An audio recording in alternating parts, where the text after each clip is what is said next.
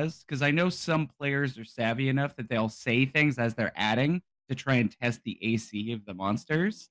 And I they'll mean, start lower and work their way up, but they'll pause and I'll be like, that's not a hit. And they're like, oh, no, I forgot to add my strength modifier and my proficiency. And I'm like, so you said the 15 that you rolled out loud and paused for 5 seconds? I And they're like, oh, honestly, sorry, I do math slow. And I'm like, go back to 3rd grade. All right, I didn't roll any more zeros, so I'm gonna say I fixed it. I figured most of us were probably going to use Roll20 as like a stupid easy way to calculate everything real quick. Except for If Nick, that's who what wants you to want roll to do, dice. I just. And No, I I'm gonna use love rolling Roll20. dice. I'd roll my real dice if I had a camera. I don't Also, want we're you guys live, thinking just so I'm you know. cheating. So, once Glenn comes back, everybody pull Audacity out, and we'll do the fun clap. I rolled a 9. Does that hit? Oh wait, plus Don't fucking do this. let me make sure Audacity's still working. All right. Hey, it looks like a panther tried to tear into your dice set. Do you have? Somebody, please, for the love of God, clip that. The magnets are let me going hop on bad. Let me hop on the I have Twitch. magnets on it. I'm so sad. Most people keep guns in secret books. This man keeps dice that he throws on the floor like smoke bombs. How do you clip? You just hit the clip button, dude. Where's the clip button? Just find it. Right next to the full screen button? Oh, hey, clip. Well, I'll find another die someday down here. And So, of course, living with wife, I have hair everywhere down on the. Okay. all right. Once everybody's good to go, let's open up Audacity and get our local record started. The nice thing, yes. Yeah. Oh, I was gonna ask you to how familiar is everyone with 5th edition Forgotten Realms? Forgotten Realms is the basic stuff, Like right? everything that they put all the stuff in, all the supplements are in Faerun, the Forgotten Realms.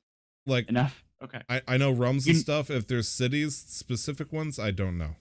But like races and whatnot. Enough that a traveler should know. Okay, well, I wrote a little kind of like a thing at the beginning because before we get started here real quick, the last thing I want to do outside of talking about Theater of the Mind and letting you know exactly what that's going to look like with me, I'm going to try to do my best. And this is something we can talk about when we're not recording about ways that I can do better, especially for the fact that this is an audio narrative adventure, to make sure that you hear what I'm saying and can get a clear picture in your mind. I'm going to try and appeal with every description with at least 2 or 3 senses so that you get a picture and can kind of fill in the blanks. And afterwards, let me know if there was any circumstances where it felt kind of muddled or you were confused about what something looked like. But just remember, a lot of this is up to your imagination. I'm a question asker, so just be ready to come up with silly things. Oh, like, amazing. I love it. I love that. It fills in all the You're on a ship and you're in the middle of the ocean. What street are we on? Yeah. Easy street. Easy. Okay. No. So, but the other thing is that I'm going to throw a quick like blurb at the beginning, kind of describing a brief history of the town you're in. So you'll get a little bit of an idea, and feel free once I'm done with that to kind of like do a little bit of question asking about the city because that was the other big thing. Because can I say something real quick? Yeah, sure. Nick, do you have a tweet out yet? I just put out one. Okay, I just wanted to make sure to have one out. I need some mountains. Anyways, Glenn, I apologize for cutting you off. Just I want to make sure. No, you're right. Nick is Vol. Is it Vol or Vol? Vol. Vol. Okay, cool. Call him volleyball. Can I just make up the name of the mountains where I'm from, or do you have a mountain range? There is. You can be from the spine of the world. Stone Titty Mountain. Perfect. Do I? Spine of the world. Ooh, you want to be from Gauntlgrim? Because you're a dwarf. Sure. Gauntlgrim is like. Is it a hill? I'm a hill dwarf. It's a dwarven city built, and it's a dwarven fortress built in a mountain that was taken by Drow and forces from the Underdark a long time ago, and they recently retook it. It's kind of like their capital. Is there a Louis. king? Mm-hmm. All right, that'll work then. What's it called? Let me write it down here. Exactly the Don fourth. Grim. It's just sometimes I will type it out so you know how to spell. I think I know how to spell it. I just need to know how to pronounce it more than anything. That's not really probably right, but that'll help you. Gauntlgrim. Gauntlgrim. All right. And then we have Roger. Ex Gauntlgrim. The... All right. All So right. They are, kicked me out. are we ready to Oh. Start Audacity? Are we doing voices? Oh, yeah. I don't want to be the only one. Oh, I'm doing voices. Oh, if you All want right. to. Although my camera is. I hella will be. Nick, I'm gonna 4K. try. all right. There we go. Okay. You inspired me, Tyler. I want my next character to be a tiefling changeling. I think it'd be a lot of fun. That's not a thing. I don't care. You could be a changeling that looks like you're a tiefling. Yeah, I was about to say a changeling who usually. You mean looks like a tiefling sorcerer, or Yeah. okay? Ooh, I feel a like Nick said changeling something sorcerer? similar before. Like he wanted to be a dragonborn halfling or something like that, and it was so adorable. No, but class and yeah, no. I for a long time it took me a long time to realize the difference between class and race and stuff like that too. So I'd be like, I want to be, Testing, I testing, did the 1, 2, same 3. thing at the same time there with you. Okay, when are we starting? My Audacity's ready. Let's see. I'm rolling. Let me know whenever Recording. everybody's recording. Mhm. Yep. All right, everybody, remember the usual. I'm gonna do it. Can we do this 3 times in a row? So 1, 2, 3, clap. 1, 2, 3, clap. Just so I can match it up for sure in case we goof up. All right, so 1, 2, 3, clap. 1, 2, 3, clap. 1, 2, 3, clap. Great, you guys looked perfect. We're fucked. Good luck. All right. Fuck. Time to sweat that one out. Glenn, let me pose you an idea and you tell me if there's a way that you can fit it with your style. Okay. For the intro, I'd like you to introduce yourself, obviously, as the host and DM, the name of the world, and then each of our names to where we can say our name and class, if you will. And then Okay. after that, we'll get into your introductions, our introductions, and then we're Well, I us mean, in front I'm of a okay. Hydra. If you want to do the whole like welcome everyone, blah blah blah. I mean, I can welcome us to that. Like part. Harmon Quest. What you want to do? You Wait. Harmon. Let's quest. Do you actually want me the host at the very beginning? You're the Dan Harmon to my that guy that Spencer. DM. Okay, Spencer? Yeah. wasn't Spencer Dan Harmer Crittenden. was the DM. One of my Spencer Crittenden. Yeah. Oh, okay. I clearly got it mixed up. All right. One of my And- buddies works for Dan Harmon, so That'd be fun. Also, for Oh, the huh. sake He of hasn't made the, any good TV shows recently, though, so Rick and I'm kind of Morty. disappointed. get out of here. the sake of the podcast, in terms of it being live streamed, it is being live streamed right now. We do not respond to the chat in any way, unless it's critically funny. And I believe Nick, you were going I to don't be in even charge have of it that. up. You'll be in charge of that. You're the critically funny. Yeah, I have police. chat open. Okay. I it's even just, have both earphones in, so I can't even hear if someone yells for me. the reason why I wanted somebody else to do it is just because I got that screen completely kicking over, and I want everything else for D&D stuff. Yeah. Uh, I oh. got it. Okay. So what should our tagline be? Greetings, adventurers, and all that. Yeah, I mean, considering it's on brand, you could probably lead us into like the Guildhall stuff. Welcome to, I don't know. You're the showman here, Tyler. Cool. I wasn't expecting to be the showman. I thought that was Glenn. Okay. I mean, I Cool. got it. If you want me to, it's not super crazy because this is, all this other stuff will be kind of cut out up to the point where we start doing it. So, where we start going. Let's see. Now, obviously, if you want to cut, I would love if I could do the intro and you can pop the outro. I'll let us know that you go like at the end, Tyler. You can kick us out, but if that's okay. Oh, I didn't see you there. Unless you, Oh, I can hello. do the intros and outro. I don't want you to have I was to do just that. I was looking for an ad in this magazine to see if there's something eye catching. I'm serious. Okay. Oh, in case you guys didn't know, the reason why my camera's set up like this is because I'm a dwarf. Oh my goodness. Inspiration point. I'm not Not even this kidding you. early. You Oh, start, shit. You start with an inspiration point. That's Oh freaking shit. Where'd my character sheet go? Oh, we're gonna have so much fun There it with is. this. Oh man, I reward everything, whether it's role play, creativity, comedy. I'm very. Oh, that's another big thing, and I'll explain this to them when we start. Is that I allow more than one inspiration point. You let But them I can't stack. keep track of more than one. Then just get a I piece need of paper paper and like a pen. Neanderthal. But like the big thing too is that I'll allow more than one, and if you want to trade in 3 inspiration points in combat, that gives you another action. Oh man, I was Okay. hoping to say 50 gold. I was hoping to wish, but you Yeah, know. here, give me money for good karma. just appear A in my 50 hand. gold piece diamond appears and says, "Finally." Isn't that how the world works? I You do thought good it. things to get you know. money. I thought it was the other way around. All right, I'm not Joel Osteen over here. Okay, Glenn. Final word. Do you want to do the intro, or would you like me to? I'll do it. Yeah, I'll take care of it. Okay, I On- believe you. When I it love comes to you. a video Fuck game you. podcast, I am like super not confident, but when as a DM, I Like I can do say- basically anything you want me to do. Just imagine it's ready to roll, but better. Anyways, let's do this. Now, what is the title so I can introduce us the correct way? Casual like- Quest Masters.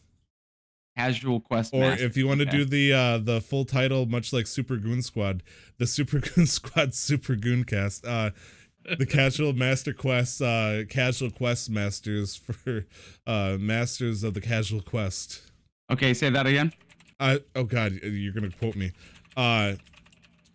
So the simple title is Casual Quest Masters, Casual Quest Masters.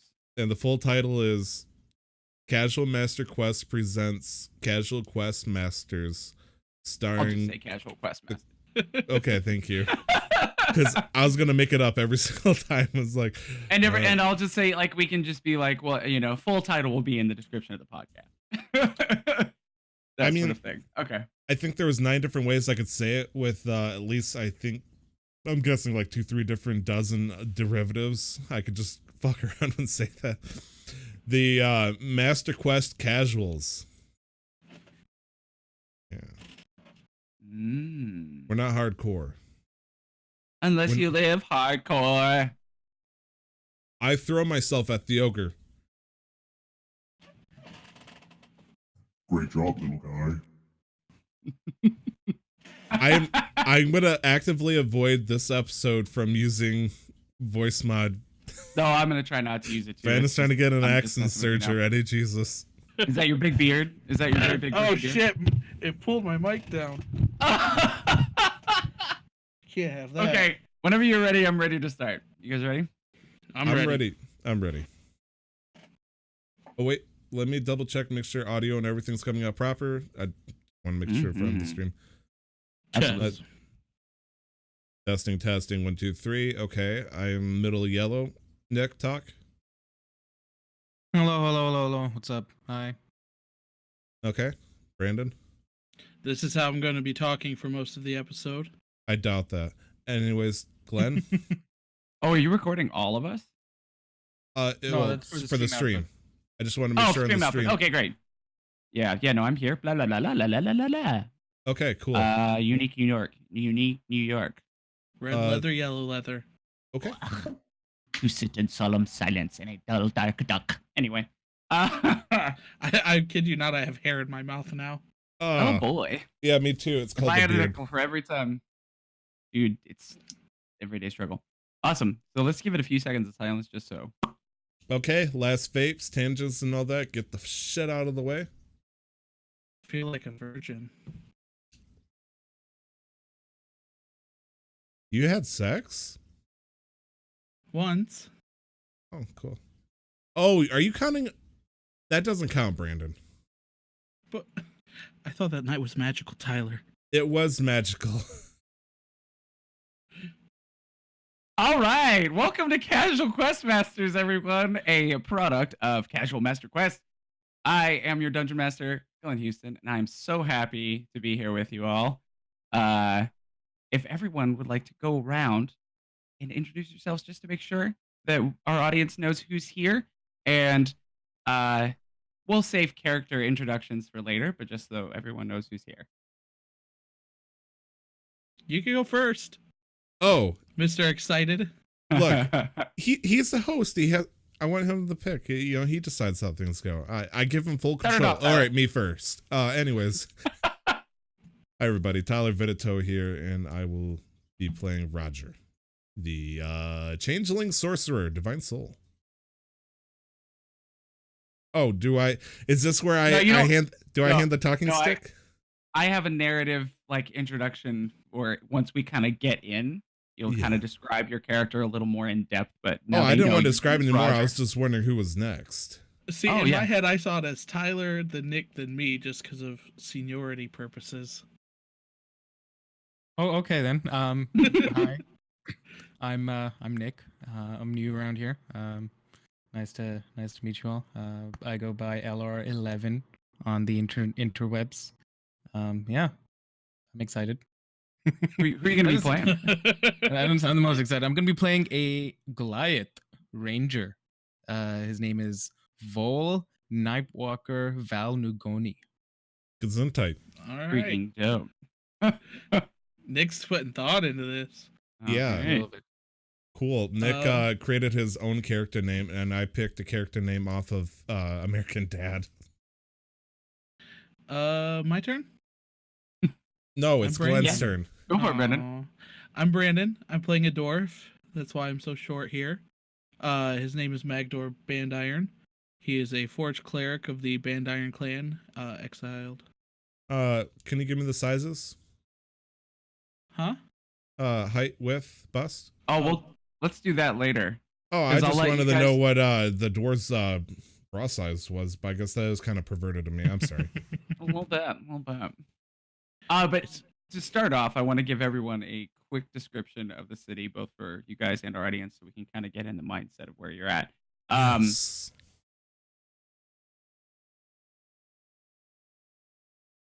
I'm gonna make a note that I imagine a hardcore. It's a city Uh, made out it's- of gold. Black. It's a hard pause. It's something I forgot to ask you guys about earlier. I know that Nick and Tyler, your characters, know each other Yes. Yes. and have worked together, like kind of doing, caravan protection and stuff like that. For quite a No, while. yeah. working together is such a loose term here, but yes, you could say Very loose that my character is in cahoots with the Vol. Is it fair to say that Magdor may have worked with you as well? Oh, I was gonna say I'm scouring the blacksmiths. I came into town looking for blacksmithing. Maybe at a point ores. closer towards where the campaign might start. Yeah, like maybe you Yeah. came to town looking at the blacksmiths, but you needed to find work to get money, and Yeah, I they think- would I have been think that'd be offering that. There, because my character and Tyler's character have a extended history. Yeah, I just want to make sure that Magdor isn't, completely in the dark as far as that goes. And you guys already know each other really well in real life, so that'll translate well as characters. So, If- Magdor, If Vol Sure, working and with them to make money to make yourself a better arm. Doesn't mean I like them. if Vol and Roger's history was on the internet, I would be deleting even the cookies at this point. I think it would describe the relationship I have with him. Awesome. So I'm gonna start in here real quick, and this will give you guys a little bit of an idea of what you're, starting here with me, and what that setting looks like. So we're gonna be starting our adventure here Ooh, in cue the the ominous city music. of Neverwinter, the jewel of the north on the Sword Coast in the continent of Faerun. We begin our journey at the beached Leviathan, a tavern built from the husk of a large three-masted ship that once sailed the seas on the Sword Coast. Within the ship, our party is sitting enjoying drinks and food of choice among the regular crowd of adventurers, off-duty guards, and everyday townfolk in the Blackwater district. And now for a brief history. So that's our setting. That's where you're at. Imagine sitting inside of like the lower decks are the main hold, is where this kind of tavern opens up because it's completely, this beach Leviathan is completely up off the ground or up out of the water. It's not in the water at all. It's not like those cool, like Like you know, on a ships that dry you go dock. into. Oh no, it's just up on the ground, and they have like stilts around the edge of it, up on a Oh. hill. Okay, And so, so like, like the it door is got beached actually and they just built. built a tavern there. Yeah, and the former captain is actually the tavern owner, and Wow. and Way to keep afloat with the business, am I right? right, and so he just built a door on the side of it basically, and so the lower holds where they would have kept all their cargo is now the main bar, and the further like the second floor holds like uh rooms and such, and then the top floor is kind of an area which where the captain's quarters are, so he lives up there. But like you can actually pay a little more to go like dine under the stars. Basically, it's like the VIP section. Nice, Uh, nice. but a It's like little a quick, casual fine dining establishment. And what yeah, what's the name of the establishment? the Beached Leviathan. The Beached Leviathan. Now, how big Mhm. would you say this ship is compared to your Um, average galleon?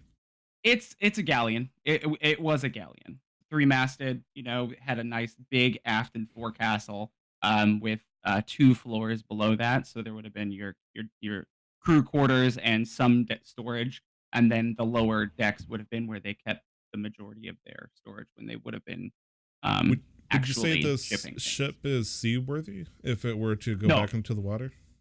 I nah, guess the it's been out of giant the door water on the for side long. would giant probably. door on the Yeah, side. it used to just have stilts around it. Now he's like built a foundation around it. Like it's got a door built on the side. Like I mean, it would take a lot of work, but it could sail feasibly, Okay, maybe with several thousand gold worth of work. cool. I was wondering how I was I can gonna already see get the sailing. the cogs turning there. All right, let me see. So I'm gonna give And you guys a quick, unless you have any other questions. I was just gonna ask, do we know who the captain is yet, or The the owner. bar? Yeah, I'm gonna say the owner of the establishment. If we Let don't, me look that's that fine up. because It does not take more than a quick search on the internet because I have. It is. Oh wow, that's kind of fun. I'm actually gonna send you guys an image cool. I through this so you can unfortunately, see. And we can actually, if we want to post that on Twitter or something, so they understand kind of what we're going to, that would be really cool. I don't know, I wouldn't worry about it. We'll make it like a either way, big ship up off the sea. I'll send it to you guys later. It's owned by the captain. His name is Harag. Eric. How do you spell that? So the It Harrag. okay. You Um, ours. So so the may areas I, in the tavern, the first floor is the hold, second floor is the quarters, and the third is the deck. may I recount what I've heard so far? Sure. Yeah. Oh, Yeah. I was gonna say you can tell me no. No Yeah. inspiration No. for you. This is. I just describe what happens. You guys tell me what you want to do. I So do want to give you guys a description of Neverwinter and a brief history, so you have an idea of where you live. you know what? I'm gonna do the part where I tell myself to shut up. That way the narrator could do his job. So I'm gonna do that. Shut up, Tyler. Yes, sir. You're fine. All right. Neverwinter is called the Jewel of the North for a reason. It's the center of trade and art in the northern portion of the Sword Coast. Artists, merchants, and adventurers flock here for its ripe need of them. The leader of Neverwinter, Lord Daggelt Neverember, was recently ousted as the Open Lord of Waterdeep, the most prestigious position on this side of Faerun, and is now only Neverwinter to focus his attention on. The town is named as such for its constantly flowing warm river that runs through the center of town, which allows its port to stay open year round despite cold, frigid waters in winter, allowing its trade to do business with more ease than all of its other coastal sister cities. The water is warmed by geothermal energy coming from an active volcano to the northeast called Mount Hotenau. The city itself is divided into several areas of note. Protector's Enclave at its center, where merchants and politicians do work, and like Neverember and his associates in the Order of the Gauntlet. Some of the more prominent like religious groups have nice temples there. Um, the Black Lake District, which is where the docks are. The Beach Leviathan is there. It's kind of the seedier side of town. But and then you have the Docks District, which is where most of the docks are. Some of the docks are in the Black Lake District. And then you have Neverdeath Graveyard, which is a giant graveyard where after a thing called the Cataclysm happened. Never Death no, not the Graveyard. It sounds like business would be terrible there.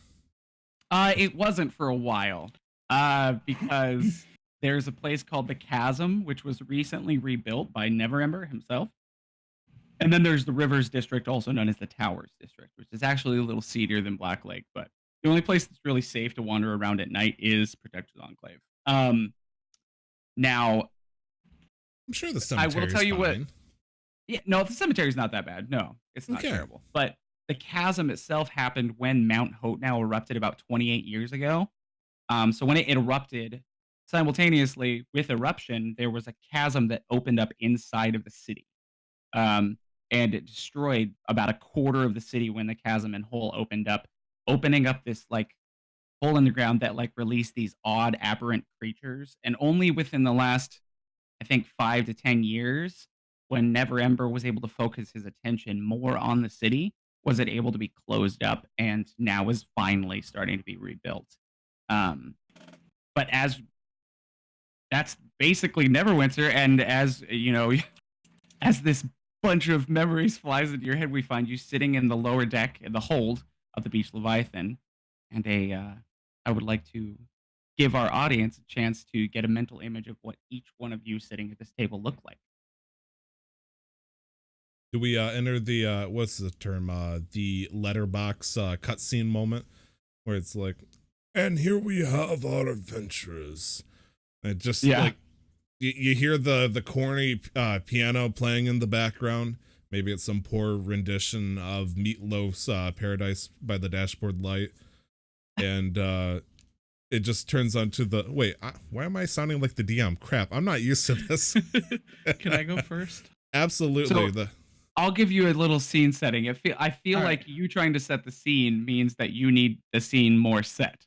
So I will do that a little bit. I apologize then- as a DM. So as the camera flies into this giant beached ship on the shore inside of the Black Lake district of Neverwinter in the evening, we pan into the door, and you can smell the scent of musk and men and work as you enter, but intertwined with the scent of wood because of the fact that this ship is so large. But you can feel the warmth as you enter because it's cool outside. And as you come in, you hear the laughing of voices, the clanking of glasses as people drink and revel about their daily commute and work. And we pan across the scene, looking at the barkeeps and different people across the scene of this just lower deck of a ship full of people eating and enjoying life. And we turn to a table where 3 adventurers sit. Is there no piano playing Meatloaf's Paradise by the Dashboard Light? We'll say it's being played by an accordion. Okay, I'll work with you. Cool, Yeah. Thank you. Inspiration. Oh, thank you. I'll use it against you. Oh shit! All right, can I go first still? I'm Absolutely. excited. Shit. I actually fleshed out my lore. Yeah. Glenn, can I go first? Yeah, go for it, man. All Take right. the initiative, Magdor. All right. Magdor was born on the hills to a dwarven family of band iron. Born to a family of smiths, it was Magdor's responsibility to take up the mantle of his father and become one himself. His life revolved around the forge and his family. His life was pretty good until the Dwarven King challenged the smiths to a contest. In the final challenge, Magdor lost to a member of the Steel Ore family. His disappointment immeasurable and his day ruined, he felt shame for himself and his family. As the loser of the contest, his punishment was to lose his arm. He prayed that night to his god, his deity, Moradin, who granted him the knowledge to forge a new arm. In return, Moradin requested Magdor to leave his home and find the rarest metal of all. After forging himself a new iron arm, Magdor left on his journey, where he met 2 aspiring adventurers, assisting him in his quest. And That's I will us. say this. Hopefully. That was awesome. But I just wanted a physical description. Oh shit! I thought we were doing a. No, you're Background. golden. Oh, no, you're golden. I want, honestly, and the beauty is that we understand more about that, but I would much rather our audience be able to experience that through conversation with your party members. Shit. Like experiencing that. Yeah, He just absolutely. No, narrated you're that fine. out loud. You're fine. We're just sitting I there trying love to it. drink. Dude, the passion and the voice acting, it was great. I really loved it. But like, yeah, let's Okay. for Nick and Tyler, give me your physical descriptions, maybe a little bit of what what people might know about you in Neverwinter, because we know Magdor very well now. But I want, because obviously there's more to Magdor than just that. Obviously, more than the paragraph describes a character. So we'll find more about your character out as we kind of work through this. Exactly what your motivations and all that. But go ahead and give me characters. So give me, what does Magdor look like? What is the color of his Magdor- beard, his height, his weaponry? Magdor's a 55-year-old hill dwarf. He's 4 feet 6 inches tall, a little tall for a dwarf, but it's how he goes. He weighs 180 pounds, brown eyes, light Stout. skin. Yeah, stout. Black hair, black beard. Looks brown in the sunlight, so it's not entirely black. And he's got a metal arm. What sort of weaponry and armor Oh, are kind of like fixed upon him? right now he doesn't have much armor. He's got some simple light armor, cloth and leather, whatever he could scrap around. Leaving his village, he grabbed what he could, including his war hammer, which is also his smith's hammer, a giant two-handed, war hammer. You mean that +1 warhammer? Yeah. Oh, is it +1? A plus is. one. Oh gosh, God himself has just came into. Yeah. Sweet. It was can't wait for my- familial, it was something that you took with you that mattered, so it's got to be a little nicer than your Yeah. average warhammer. Here, let me add to my story how I had a Wand of the War Mage +1 I kept with me from my I had a father. Vorpal sword. I forgot to say we stored all of our ore in a bag of holding, and I made sure to grab that before I left. Yep. Actually, My my bad. parents died and left me an inheritance of 20,000 gold pieces. Like my story is Harry Potter essentially. But yeah, so that's Magdor. Very cool. Thank you, Magdor. All right, Vol, why don't we have you go next? Vol is a Goliath, which means usually on the larger spectrum. He is 7'1", 296 pounds, 34 Sounds like years of me. age, which is quite long usually, like statistically longer than most Goliaths would survive. It's got green eyes and gray skin with the standard Goliath like patches of skin that end up looking like tribal tattoos, and a darker gray just covered his body. Yeah, that's Vol. Some of the behaviors and some of the idea behind Vol is kind of like Drax the Destroyer and Kratos. So he's not like necessarily the strong silent type, but he doesn't have like the most to say in most settings. He's just fiercely competitive, and he'll do whatever he can to get the job done. Cool. What sort of weapon and armors are kind of on him? Weapons. Vol really likes using his short sword, but he keeps 2 on hand, and the longbow because he's a ranger. Which does he prefer armor-wise- to use? The swords. He definitely prefers the swords. One of them being a +1 short sword, yes? Oh shit! No, like they're this just guy. run of the mill short swords. Vol. They're does not negative need to one, make actually. use of- yeah, Vol does not need to make use of any. He just carries favors an or, extra long butter uh, knife on him. he can get the job done with as minimal equipment as he needs to. Awesome. The survivor. Kind of armor. So right now he's on his day off, and he's just chilling in the tavern with some simple clothing. Awesome. Yeah. Some close clothing. Got his weapons on hand, but he's not like armored up. Not armored up. He has on him at the very least just the one sword, Awesome. just in case. Very lovely.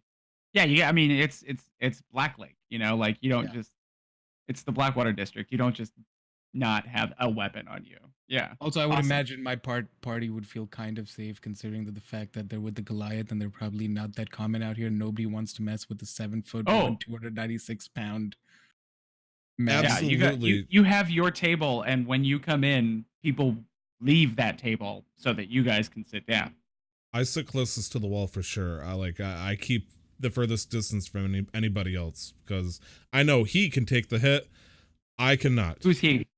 He is going to be Roger, Everybody's going to know him differently from now on because he's technically a changeling. However, as we see it in the story right now, he is a human male with pale skin and slim build.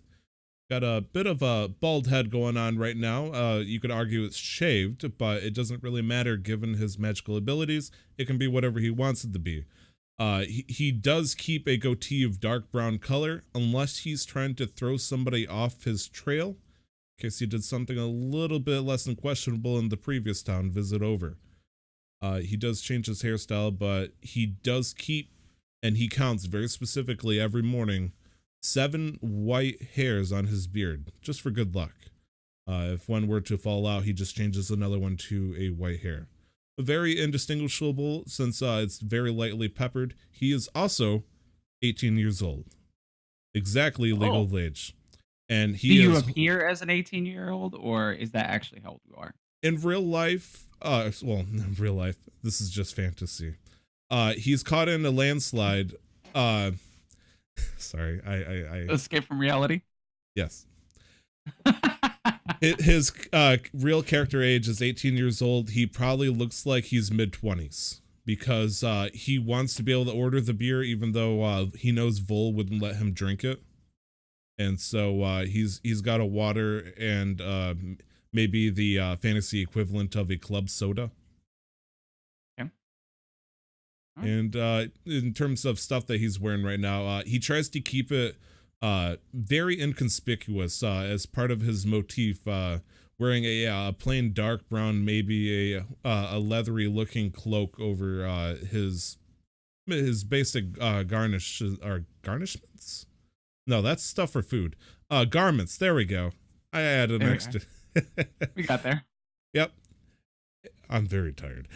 But he tries to keep he likes to look as plain as possible. That way, if he does need to shift into a different persona of sorts, it's not going to be noticeable. It's like, hey, that guy wearing a rainbow collar suddenly turned from a human to an elf. But if you see a elf walking around in a brown cloak and a human walking around in a brown cloak, it's a little bit easier for him to pull it off if he's in a bit of a pinch, if you will. You're trying to be as inconspicuous as possible.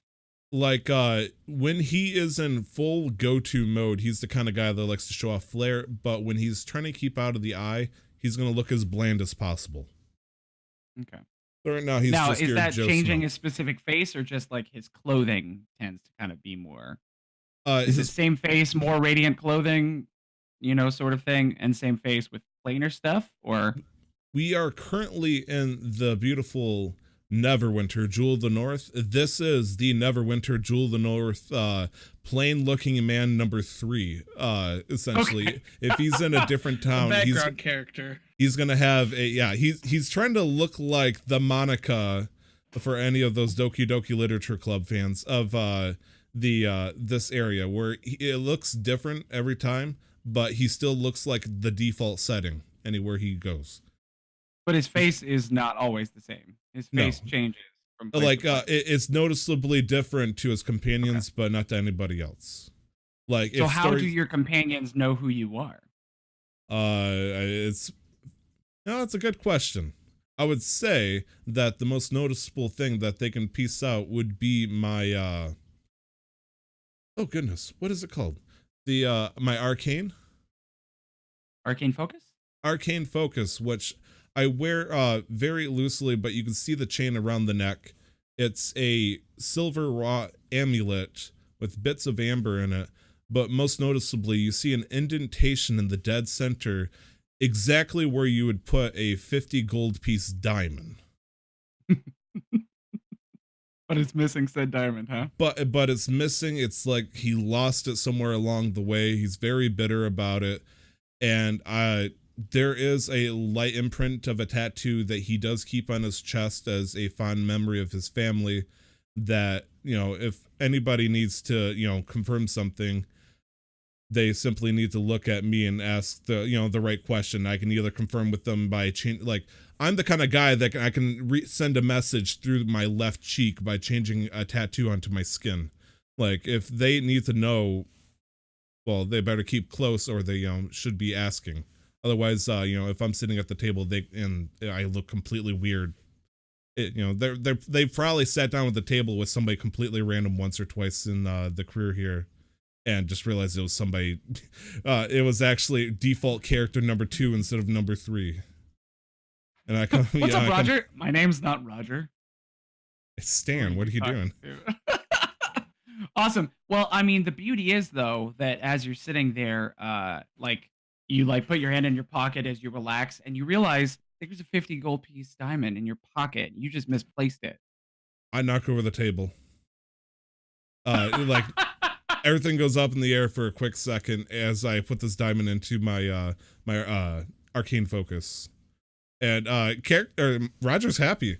Suddenly he's like, "Hi." Ooh, he's a little pep and step. Like he just got paid pretty well. He's in a pretty good mood suddenly. It's like, yeah. What are you guys eating? What's your favorite drink and food for you as you're sitting at this tavern? Just ale? Just ale? Very dwarven. Ale is food. Now, are you the kind of person that would chug it, or are you kind of the guy that's just constantly sipping from it? I chugged the first 8, sipping on the 9th. And now I know we said earlier, for those of you who are just listening, which is most of us, we have cameras and we do live stream these recordings. And our good friend, our good dwarven friend, Magdor, he has his camera positioned so that just his eyes and forehead are visible because he's short, which is why I gave him an inspiration point. And just so you know, I just thought it was worth noting because it's funny and I appreciate the creativity. Yeah, so we've sipping on ale there, Magdor. What about everyone else? I'm watching Merrifully while very, very bitterly drinking from my water. I keep eyeing whatever Vol's drinking to see if I can't get a paper straw or something like that to shove me over to his drink, but he is very watchful. So water it is. I mean, since his exile, Vol has enjoyed partaking of some of the more common pleasures, particularly mead. Okay. He's taken a liking to the sweet taste of mead because that's not something a typical Goliath tribe would have access to. Yeah. So just some mead and some meat, kind of little, undercooked just the way. Is that Mom would classic make it. meat and mutton that the number 4 on the menu? Yeah. Little undercooked, kind of the way that mother would make. I'd probably be eating the pretzels there. The pretzels and popcorn that they give. And Roger, they don't have pretzels and popcorn. I slam my fist on the table and say, "What is this?" They do serve Applebee's 18-year-olds alcohol. That's the drinking age is pretty fluid in Black. So my character is 17 years old. Oh, you're 17. Okay. I'm 17 and 11 months. There's 15-year-olds in the corner that have been drinking. So okay, for the sake of the thing, my argument is Vol won't let me drink because he thinks I'm too young still. I can still technically drink. I just want to make sure that legally you're totally allowed to. If Vol wants to say no and you respect that, then that's fine. Last time he drank, he almost burned down a building. Oh, okay. That's true. I'm gonna say with his passive perception, he would be able to easily see every time he sees me conjuring some kind of contraption of 4 different bendy straws as I try to shimmy over towards his drink anytime I see him looking away. Say, out of character, could you change your finger to be a straw and just dip it into? I mean, I could. If there's some kind of creature that is of medium size that is humanoid like that, then yes. But if I can go say, isn't there some kind of elephant creature? Loxodons don't exist here. Okay. Antelope, anteater. Yeah, Loxodon are Magic the Gathering universe. It's a Ravnica thing. So unless one is plane shifted here, you've never seen one before. Vol looks down and sees his drink and reaches for it, but his hand goes through it as he realized I casted minor illusion and I, have his drink kind of moving towards me. No, I'm just kidding. That never happened. I don't want to say I don't want to die within the first 15 minutes. Yeah, I am what kind of complimentary stuff do they have here? Because I'm not the kind that order anything fanciful. Like, as you Oh, can just see, mixed nuts. I will take D's nuts then. Deets nuts. D's nuts. Deets. Deets nuts. Pardon me. There Like it is. I'm separating the salted from the unsalted because I'm trying to watch my sodium intake, and I kind of push them towards Vol because I know Vol has a thing for salt for some reason. And yeah, I'm eating Deets nuts and plain water or club soda if you'll allow it, because you know I'm 18 and it's allowed, right? Yeah. Yes. Fizzy water.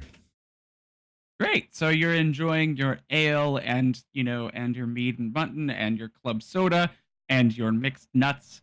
And as you sit there and kind of like revel in the fact that you have items that you didn't know you had before. But also Wow, as you you just see this enjoy diamond I found? the end of the day, because you work for this, company, kind of like doing shipping things, escorting, stuff around town, kind of helping unloading and stuff. It's honestly not like the most interesting thing for people with your skill set, but it's a way to make money and survive. So it's, you do what you gotta do, and sometimes that's not something you want to do until you find that thing that you can do that you want to do. And as you sit there and enjoy the evening, um, uh, a hooded figure enters, which is kind of uncommon because most of the time it's not it's not raining outside. You know that it is a cool night, but it is not. There's no sort of it's not cold enough to be like bundled up inside of anything, and it's not raining, so nobody would be wearing a hood or anything. And the hooded figure enters, and the figure kind of like you can see the chin, as the light in here is primarily candlelight by oils on the walls. So I ready fireball the under head- the table. What's that? I ready fireball under the table. Firebolt? Yes. Okay, good. I thought you said fireball, and I was like, that's very scary. That's very scary. Also, At waste level of one, spells. also. I'm gonna say I can waste cantrips pretending I'm preparing spells under the table. I would not do a spell slot unless I knew I was getting ready to fight. Yeah, what's everyone's passive perception? 14. 14? Awesome. 13. 13? Great. Man, I got my third eye open. I got an 11. 11? Okay. Oh yeah. So anybody who is not 12 or Roger, higher. because Roger's doing it, sees the light of a light coming from underneath the table. Like you can see like Roger's face being lit from below, as if there's some sort of light underneath the table. Do you do anything in response to that? Roger, put the fire away. I don't have any fire. What are you talking about? And then, Boy, put the fire away. and our dwarven friend, all you have to do is kind of, it's a quick turn, and you can see that he's got fire in his hand, and he's staring at this hooded figure. Like I got the kind of like the look of a glare of a cat that just sends a stranger that is more like, honestly, the happiest man in the world could have came in, but Roger is a paranoid person. He doesn't like seeing people that he can't, determine if they're good or not. And, a hooded figure that just came in for the rain, he sees that and he's immediately paranoid. He's not going to, outright attack, but he is at the ready. So how do you respond when your Goliath friend says, put the fire out? Oh, I don't have any fire. What are you talking about? And I'm going to turn and look at the cloaked figure here and look back at Roger and then just pick up my drink and start sipping again. I thought you were going to Just- dump it over I my... just- It's like you've accepted that whatever's going to happen is going to happen. There's Right. nothing you're doing to change. There's no point. I'm gonna get I know a these little two. light smack across the back of his head. Put the Uh, fire out. That would immediately put the fire out. It's like smacking a Zippo lighter shut. And I kind of like look at him. It's like, you see that guy over there? Yes. Now, I don't know how well my wisdom would serve in this, but as a fairly unintelligent fellow, I could determine that person is dangerous. Roger, we've been over this. Not everybody's trying to kill you.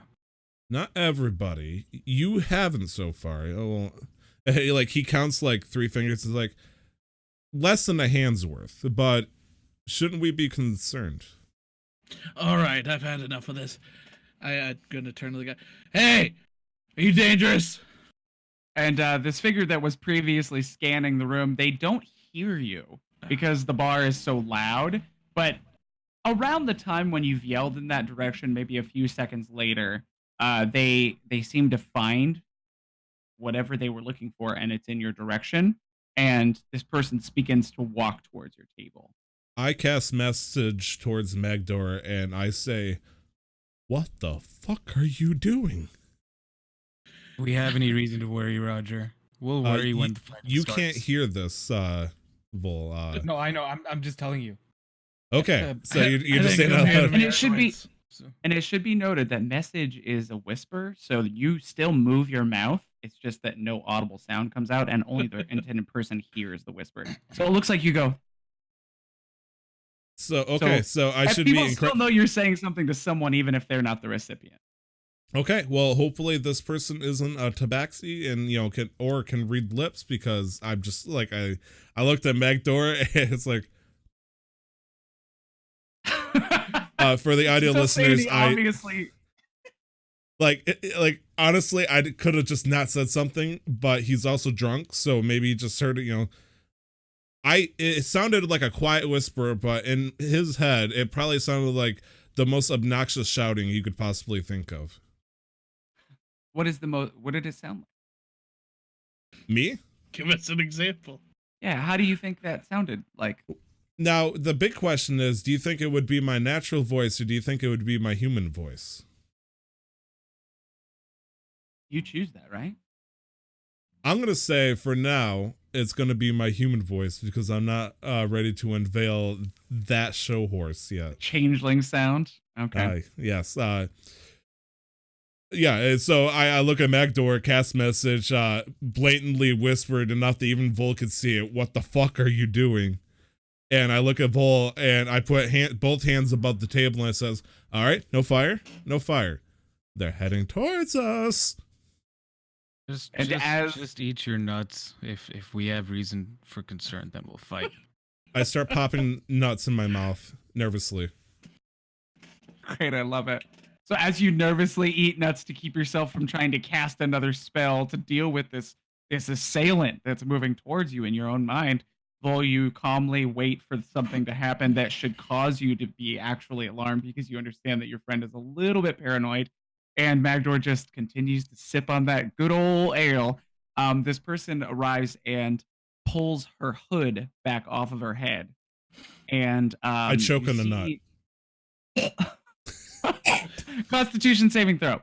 That was salted. I will make a Constitution saving throw. I got a 14.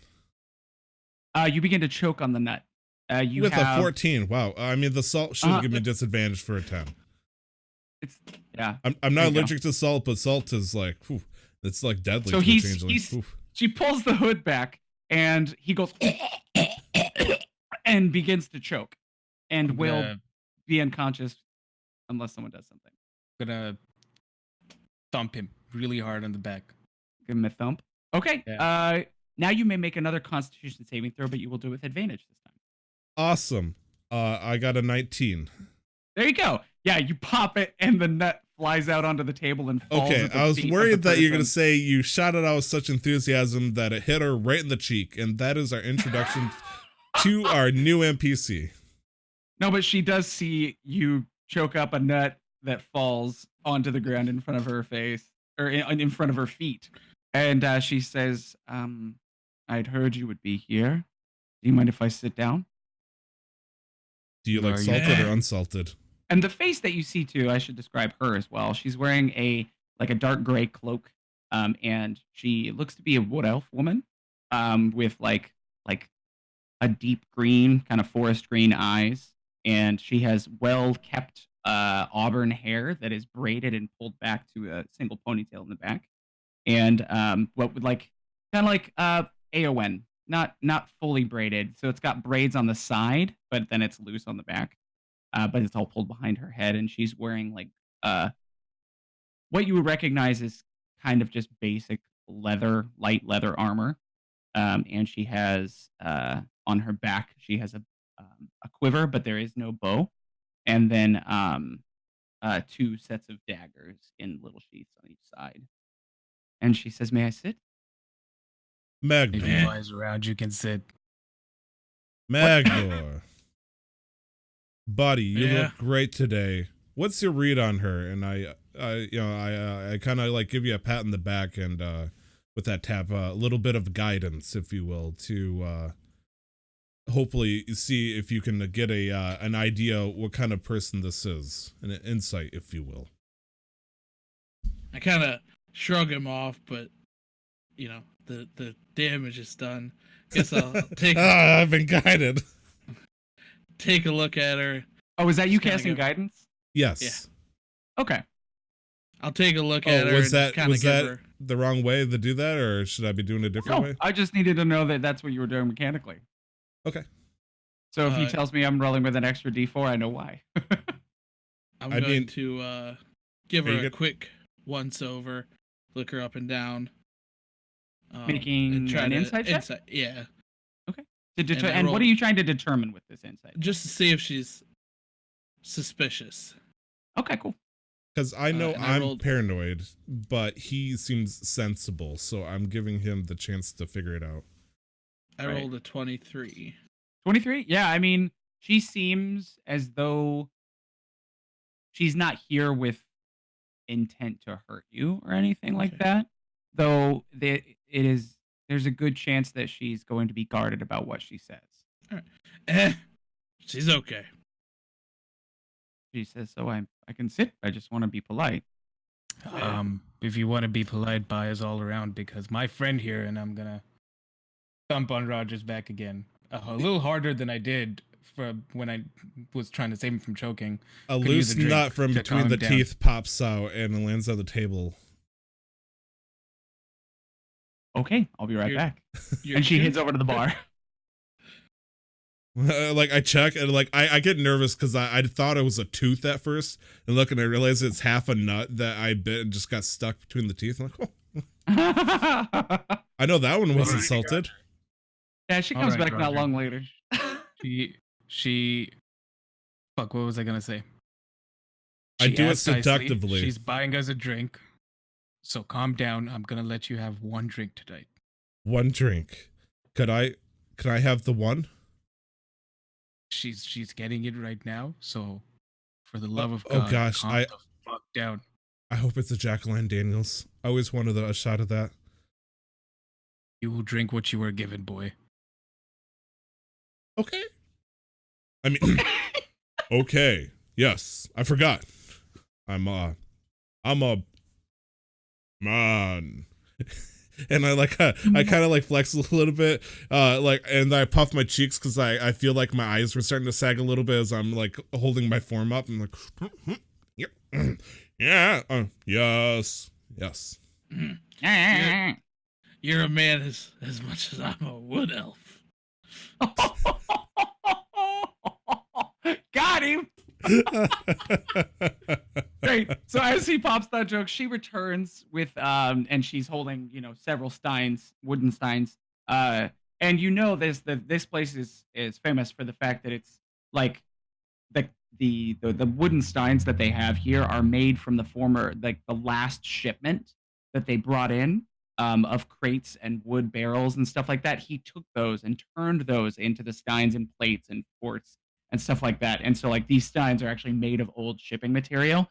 So each one like has like different like weird labels and print bits on the outside. So they have stories to them. But she sets one down in each front of each of you, and she says, "Solid dwarven ale," because I figure we would, he's probably our dwarven friend here is probably the best taste tester here, and I wanted to cater to you, Master Dwarf. I Just gonna immediately take take the it. shot. Same. I just chug that shit. Okay, you chug it, both of you. Absolutely. After being insulted by the dwarf, and the dwarf is now being complimented, and being the show horse I try to be, I immediately tried to seek to outdo him at his own game, and I tried to take down this ale I was definitely not prepared for. Vol. Thank you for the drink, and I'm just gonna sip it. You're gonna sip it. Okay, you two make Constitution saving throws. I believe because of your dwarven resilience, since technically drunk is a poisoned condition, you have resistance to this, so you'll have advantage on the roll. But our changeling friend will have no such advantages. I rolled a Absolutely not. 14. And I rolled what he got if he had disadvantage, but he didn't. So what were the rolls then? He got a 14. I got an 8. Oh, I well, clearly did not hold my weight. I mean, it could have been a lot worse, but yeah, Magdor is feeling happily buzzed. It's like a good place. and But I want Vol- people to ask me questions. 9 in, I'm feeling buzzed. And Vol is just like Roger. completely Roger. thrashed. Sorry, Roger is just completely thrashed. Within about, it takes a few seconds, and then you see him go, "Oh," as he begins to sway a little more than he was a few seconds before. I have enough, I would like to think, consciousness to kind of like rub my cheeks to make them pink, because I don't think they would naturally turn pink, but I want to look like what I am at this point, so I make my cheeks a little bit flush, and you know, I just kind of like rub them and, you know, cover it up to make sure no one notices that, you know, that's actually just, like, honestly, if you think of a changeling changing the skin color a little bit, it almost looks as natural as a human does would if they got a little tipsy, but maybe a little too fast. And that is after he puts his mug down on the table just a little too loudly, and he shoots a hand forward and says, "Hey." That's it. I thought he was gonna say so much more. Hey, she says hello, and she King of begins Red to start to- Lions. Hey. She sets her mug down. She had taken a sip of it and looked at Vol and understandingly been, been like, we're doing this the right way. The dwarf can probably handle it, but he's already asking to shake my hand, so this is weird. She goes over to shake your hand. I'm a and she Sagittarian. says, a Stegitarian? Yes. What is that? It means I'm good at drinking. Oh, I'm in character right now. That's another thing I do at my table. If you don't take your hat off, I assume what you're saying is in character. I'm still in character. Okay, good. And she says, Stegitarian? Yes, it means I'm a good drinker. Well, What's your problem there, buddy? No, nothing. Well, Which, can I get congratulatories to another? you. I will have another water. you will both have water. I would love to speak with you in a coherent manner, but until then, I will chat with your Goliath friend for a moment. You will speak to my Okay. secretary. And she Volley. snaps her fingers, and an area around both of you appears in the corner where, as you speak, you can't hear your own voice. And she says, so shall we have a conversation, Vol? As you're the only one who has a sound mind currently. So I Sure. tried to talk and it's in complete silence, I'm assuming. Mhm. I But you am, could use message if you wanted.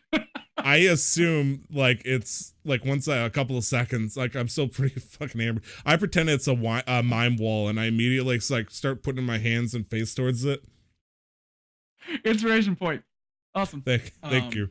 I And, just kind of shrug and take a drink. I still have my Awesome. sipping drink. Yeah, you got your drink. You're good.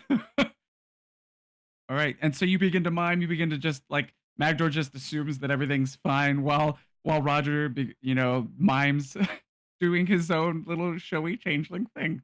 And she says, Vol, these are your compatriots, workmates. What? Something of the sort. Dwarf we met recently. He's trustworthy Human. when he doesn't have a stein in his hand, I assume. Dwarves may be a bit greedy, but they're good people. And the human here, he's my ward. But I have a question for you, Miss Sure, of Elf. course. How do you know my name?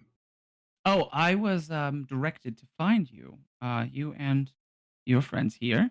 I've been looking for you for a few for a few hours in different taverns in the area. And when I went to one, they said they were familiar with one of your name, and they said that they thought you frequented this tavern I as start your doing the rope favorite climb. place to drink. doing the rope glide. Awesome. What's the And job? she looks at them and she touches both of your shoulders, both Magdor and Roger, and Hey. you feel yourself no longer inebriated as she's cast Luster Restoration, removing the poison condition. So she just undrunked you. And Oh, she fuck snaps this. and removes silence. And she says, I'm sorry, I will buy you another round afterwards, but I needed to speak with you in a coherent state. And I didn't want to disclude you from this any longer. I'd like to As your speak friend to has asked me her. what the job is, and I should let you know my name first. My name is Elgira. And are you all receptive to making some coin on a job that I have for you? I don't Yeah, know, I dwarf. guess. My non-existent like glasses start dwarf? flashing. Sorry, I couldn't hear either of you. I'm because sorry, you Nick. switched Go ahead. to- I keep talking. Do you like coin, dwarf? I needed to get done what I need to get done. I'll go on whatever quest she has. Right, and Roger will just follow me, so Wonderful. Continuing my mime act, I feel like a collar being tugged at around my neck. You know you can talk now. Oh, Yeah, can I? She removed the silence spell as well. I look her dead in the eyes and I say in Elven, "Hey." She says, "Hey." Did she say that back in Elvish or Common? No, just in common. She's not about discluding people if they can't understand her. She's a very inclusive person, and she's trying to speak to all of you, and she knows you can all speak common. So. Absolutely. I have a small scroll and maybe a quill or some charcoal out, and I write her name down just to keep a note of it, and I say, Elgira. Is there an apostrophe in there? No. Okay. Elgira, just like it sounds. Now, for the sake of transparency, I can't tell you who the benefactor of this job is, but I can say that if you do well, you do it efficiently in a timely manner and complete the mission, there will be more work and you will be able to meet said benefactor. Is this agreeable? Obviously, the choice is yours, but I don't want to push you into anything where I'm being, I'm not discreet about any of this. I'm telling you what I'm supposed to and what I'm allowed to. It's not the Dwarven King, is it? Oh, of course not. He's All right, a I'm bit in. of yeah, he's not really used. He doesn't like cooperating with others all the time. So we're not. I've never met him myself. That's just what I hear. Roger looks like he seriously the fuck up, both arms on the table, leaning a little bit forward, and complete change of pace, and he's like, "Is this benefactor lawful?" Do they follow the law? No, They are not a bad person. I can say that this person, you wouldn't be serving like a Shadow Lord or a member of Brigand to Earth or something. Not a gang lord or slum lord or odd person of dark nefarious means.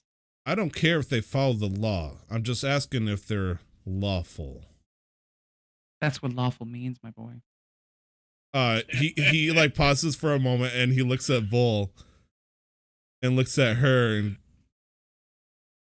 kind of like looks at the table for a second and says, "All right, I'm in."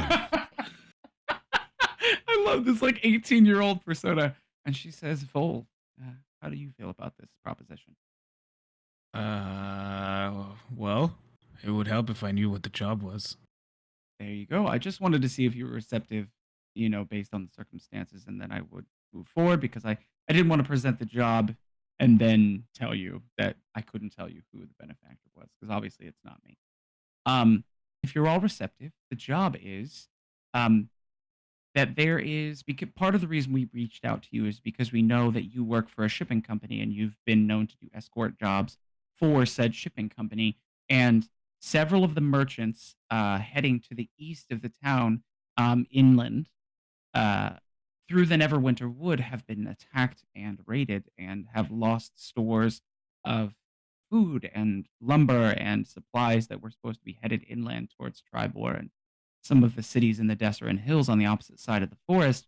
And those merchants have expressed a need for that to be dealt with. So we need someone to take an escort mission knowing that they're going to get raided, most likely. And I figured who better than somebody like yourselves who has experience in escorting merchants and their goods. Excellent. Hazard pay. How much? The pay for going into the forest and dealing with them or bringing them back for prosecution would be 5 gold per person. What are the merchants transporting? Just basic goods. It's mostly just things that the people of the Deseret Hills cannot get as readily where they are. Lumber, specific food supplies, because the Deseret Hills are it's a little harder to come by mass amounts of lumber. So if somebody wants to build a tavern or something, a house out there, they have to purchase the lumber from somewhere where there is more lush forest, and that would be us. We provide that, depending on the merchant.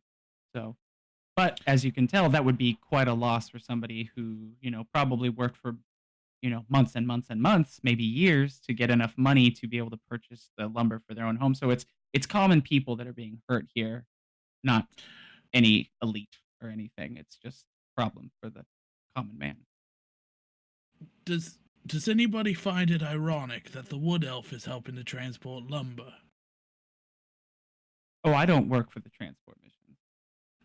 All right. I'm an emissary of my benefactor. I actually generally work in Neverwinter. Roger I really immediately care about becomes fire. paranoid again now that he's sobered back up. So you want us to walk into a trap and you'll pay us for it? Yeah. How much And is anything the you happen to hazard find, pay? if you're able to find, that is the hazard pay. The common It's- man makes 10 gold in a year. You'd be getting half a year's wages in one job. It seems that we've been getting a little bit of A and a little bit of C, but the total is a D. Seems we're missing a variable here. We're missing an F. I'm not Pay no picking up attention what to you're him. putting down. He counts his fingers and is like, can I count? Yes, I am a man. I can count. I believe there should be more pay for this. I feel like for that kind of pay, it brings a lot of I suspicion. will let you know that you have made in about a year. You've never made 5 gold in a year working basic jobs for a shipping company. I You've have never a made that much in a proposition. full year. This is a lot of money. I Understood. have a proposition, Roger. And Ali, whatever your name was, My name is Elgira. That isn't Elgira. a preposition at all. That's part of a sentence. It's for both of you. It's for both of you. Grammar. Any items we find from the caravans that have been looted, is that ours to keep? Before your friend was going to, before he went off on his A, D, C, and F tangent, I was going to let Did you you know that forget the anything- letter M? You forgot No. about M. You didn't say it though. Before he went on his tangent, I was going to let you know that if you find any of the supplies that are obviously meant for transport still in crates with, if there's a shipping manifest listing a supply on it, we would like those returned so they can be given to the people that have already paid for them. But anything that's not listed on a manifest that you may find is yours. Do we receive extra gold for every shipping crate that we bring back? No, that's part Okay. of the pay. All right. So leave it But there. Got it. I can say that if you can bring them back alive, there's a good chance that you'll receive a little bit more pay because bringing them to justice is of great value. Now, if you have to take care of them, then that's understandable because maybe it's not likely that they'll want to come in alive. But if you can, there may be some bonus pay so we can make sure that those who would do the common man wrong are brought to justice. Do you feel like bringing them back alive would be worth maybe an extra gold per head? Honestly, I don't have it within my right to say yes or no, but I can speak with my benefactor if that's something you would wish. And maybe if that happens, we can negotiate bonus pay upon your return with said living Great. offender. So you want us to negotiate after we complete it? Only because I don't have the right to say yes to that because it's not my coin. When do Will you we want us meet- to set out? What he said. Like I finished my sentence, but then I stopped myself and go, what he said. Whenever you would like to. Obviously the sooner the better, but it might be better to not do it at night, Or first light tomorrow would be the earliest I would ask you to leave. That's excellent. That's just enough time for you to speak to your benefactor's name to have. And No? my benefactor is not someone I can speak with on such short notice. But there is a shipment going out early morning tomorrow if you'd be willing to accompany them. I I forgot don't his know why name coin already. is such a big deal as this is a large amount of money. Why are you so pressing on this? I put Well- my hand on Roger's shoulder and squeeze kind of tight. And I'm like, don't worry. He's just being an idiot. He's a boy and he doesn't understand the value of money. Nick, what's your passive perception again? 14. 14. I think Roger, or sorry, Vol would notice that as he like clasps down on his shoulder, it feels like he's squeezing Play-Doh that's slightly hardened, and like he kind of feels things a little bit squishy than what it should be. Roger does not react to this. Okay, Well, Well, doesn't react to this either because this is something he's used to. can Because I- he knows it doesn't hurt him nearly as much before because he's used to it and he's letting his body become free flowing where you grabbed him at, essentially. I will let you know that there are other eligible persons to take care of this job. We'll take it. If it's not, oh, Yeah, I'll take it too. okay, good. I mean, I was hoping that you would say that as you were the ones that I wanted to find, but I look at the other camera people and I who say, would for the say. sake of the story, I will accept. And then Wait, she looks is this at the you. master quest or the side quest? All right, I need you to make a deception check. Huh? Who? You're obviously not happy with these terms, Mr. Conspiracy Theorist. That's you. I rolled the majestic 11. 11? I might have act chill about it, but I'm clearly not chill. But I also have a firm grip on my shoulder, so I stopped becoming the barking chihuahua essentially, and I kind of like clam up and I just. And she looks to each one of you, and she sees Vol obviously understands that this is a decent deal. So, and you have accepted, yes, Vol. Yeah, and then And the dwarf is like, yeah, but what's up? forgive me, miss. I can't remember your name. It's late at the night, but when it comes to matters with me and accepting quests, Roger's just gonna listen to what I say for the most part. So don't worry about dealing with him. You'll be dealing with me for the most part. And the Yeah, dwarf he's is my just joining dad. us. The dwarf is along with us, so I'd want it. Basically, you'll be taking both of our opinions into account. Not Very good. that Roger it's cannot obvious raise that, concern, but in this matter, I think he's a little bit stupid. At this point, it's obvious that Roger is unhappy with these terms, but I will do my best to negotiate bonuses for you upon the return of living members so that you may receive a little more coin. Just Right, know well- that I'm doing my best and I'm presenting a good job for good coin. I tap my head in confusion. It's like, that's right. You said you're gonna talk with. What was his name again? I have not told you a he or a she or a name, so good try. Can I make one request? I can let you voice it. You offered us a drink upon sobering us up, Mm, but I was already 8 in. I'll meet you halfway and say 4. how about I just get you something particularly stout? Okay. Okay. Yeah, preferred drinks, obviously. As to toast our partnership and this job that you'll be doing for us, I would love to get you each a drink of your choice. So something stout from Master Dwarf. What about you two? Vol and Roger, what can I get for you? She called me a master. I have face forward. Like, I have like the 1,000-yard stare because I feel like there's a gaze on me right now. That is of a Goliath. And I just say, water will do. Ice Easy. water. Simple. Water is good for you. Good choice. Roger, you can get another one. Just let it be known that this could possibly lead to a, as she said, to a possible partnership with whoever her benefactor is. So there's probably more coin. Like I said, success will lead to more work. I promise you that. Excellent, Elgia. And I will be more than happy to work with you. Just understand, if I find out your benefactor is somebody who's cause for unjust, I will find you. And I will ask you more questions. And I will answer them candidly as I have already. Of course. Thank you. Ice water, please.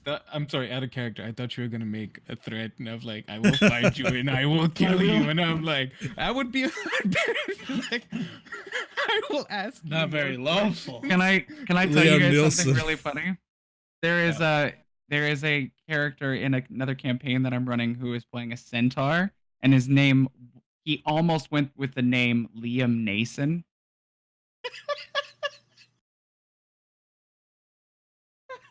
It took me a second to realize the pun on that. Yeah, but now he's Pony Montana.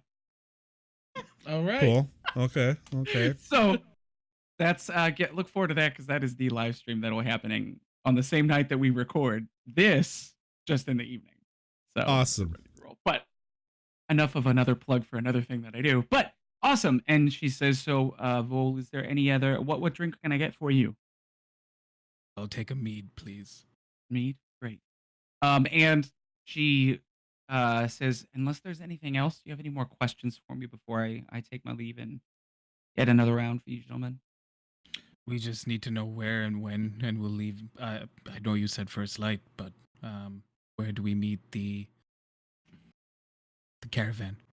There is a shipment coming in tonight, which will be prepared through the evening by some overnight workers, and it should be ready to go and ready to ship by first light tomorrow in the docks, at the docks. So if you look for, I believe it's being transported by a group of humans, and there is a specific symbol, and she draws the symbol of the company that is shipping it, basically, and hands it to you. And it looks like kind of like a T and a C, like put on top of each other. And she says, "This is the symbol of the company, and just look for that and let them know that you are the escort for their transport, and they will be receptive to you, and they should understand, that you're the right people." I got one more question for you. Hmm? When we're done with this job, how will we find you? Oh, that is a great question, Master Dwarf. If you come back to town and simply leave a missive for me here within the 10-day, I will make sure that I come back here and we can set up a meeting with the benefactor to get the next set of work done. All right. Because there's more jobs on the docket. Just need to see that you're capable of this. Excellent. Pleasure doing business with you. Thank you. And she says, I'll take my leave. Thank you, gentlemen. I'll have your drinks sent to your table. Have a lovely night. And she gives a curt bow and then walks away towards the bar. And you can see her conversing with the bartender now. As she walks obviously ordering away, drinks. I would like to give a one last call out to her. Mm. And I go, Elgira, beware the gifts of the traveler. Sorry, say that one more time for me. No, it's okay. You're editing. You get that changed. Beware the gift. I will cut you. I'm saying this out of character half. I didn't say anything. You laughed. Oh, did she laugh in character? She's like, No, that was me. I left it to the side. That's fine. I'm not cutting this. I just want to make sure that everyone can hear what you're saying. Absolutely. I say, beware the gift of the traveler. Have a good day. And she kind of furrows her eyes, or what is it? Narrows her eyes a little bit, and then You see me shrug Kind and of- like shake my head. yeah, and she does. She mirrors that afterwards and goes, "Okay," and then walks away. And then begins to order your drink. Absolutely. Awesome. I drink Awesome. I kind of like lift a glass up to my lips, even though I don't have anything. I just drink. Beautiful. Yeah. So eventually, those drinks are sent to you, but instead of them being like your average like 2 copper piece mug of whatever you would have ordered, they are tiny like casks of whatever you had asked for. So there is Like growlers. there is well no for you there is a like a small like the equivalent of what you would see like at a water cooler. You know, they put the things upside down and gravity feeds it in, but it's like a nice large thing of very nicely purified water. And this is a brand of water that you would see around. It's like the smart water of that time. So it's a little more expensive than the normal stuff. It's Oh, this is purified. level it's nice. 25 water versus level 15. Yeah. There you go. And then there is a tiny, like for each of the other gentlemen who are drinking alcoholic beverages, there's miniature casks that are kind of about the size of like a small watermelon, like about basketball size casks of the drinks, like a kind of like the wine cooler size of the day. So you can actually get several mugs out of this. She over ordered to make sure that you would have enough for the evening. I take one of the taps out, or I'm guessing it's tapped. Yeah, it's got like a little lever and a Oh, spout. I that you just can- hold this keg up and and just own it. just start Awesome. drinking it. You catch right up to where you were after 8 or 9 in earlier. I look at Vol and I go, don't you think this is a bit odd? What do you mean? Well, and like he minor illusions like a little whiteboard in front of you, and I like I continue like minor illusioning like a checklist. If you're okay with me making a little checklist here instead of writing it down with charcoal on the table, which I could also do, but I'll probably get thrown out of the bar. Anyways, I go, she has a benefactor she cannot contact immediately, which means he's either out of town or a different realm. That's suspicious. She recognized you just by having no description, which you can understandably say it's a Goliath, but... And also, for somebody who wants us to get paid for a over large sum of money for a bunch of bandits, and then immediately tried to get us drunk the night before the job, it just begs a lot of questions. Are you sure this is actually a escort and not a hit? We can take Roger. it. Bull. There have been many things that have tried to kill us over the years, and none of them have succeeded. So if it is a hit, I'm more than happy to get paid for it. But also keep in mind, we have been operating out of this town for quite a while, so it is not unusual for people to recognize, at the very least, me, who would easily stand out of place just on appearance alone, especially considering that she said that she works out of this town. But to make over quintuple the amount of pay in one job compared to a whole lifetime, it just seems... What are they transporting? Roger, who hurt you? Well, I point at you. Well, for good reason, because of shit like this. Yes, that's exactly why you tore me from my parents when I was 5 years old. Thank you. Can I speak I up? look here? at him coldly with these words. Yes, dwarf. I just want to say, for the pay, they're clearly having problems with this. If they can't hire their own effing mercenary to do this, then we're the best that they've got, and that's the pay that they're going to offer. She saw me doing the wall as portrayed by a French mime of a foreign land, and still she hired us. Don't you think that is odd? Let's be real. She was here for the Goliath. What's more intimidating on the road than a 7-foot man? My voice immediately changes to sound like a dwarf. Oh, it could be me, Master Dwarf. Look at me. I'm so handsome. I can drink better. And it just changes. You're right. Listen, you have been, despite everything I might not have expressed it, but you have been useful, and we are going to be okay. I cry. Like well, okay, let me Just rephrase that. immediate anime crying. I try crying, but for whatever reason, trying to express human emotions that freely is difficult. So I take the water and I start dabbing each side of my cheeks, so it starts running down my eyes. So yeah, I'm just taking Starts to this flow. level 25 mana water and pour it. Just like- This isn't about money for you. You've got a 50 gold diamond right there. Why are you concerned about 5 gold? I tuck away my arcane focus. Like, you didn't see that. Okay. All right. I stand up, I grab the cask, because obviously I need a nightcap. I'm gonna go up to my room. You make sure you guys get some rest. Dwarf, I'm not worried about you, because you're a dwarf, and you're probably okay. But Roger, make sure you get some rest so that we can stay alert on the road tomorrow. I will let you know, Volley, guys, too, just as a part of this is the narrative that we've kind of crafted together. You do have your own respective places that cost I retract my a little bit question. of coin.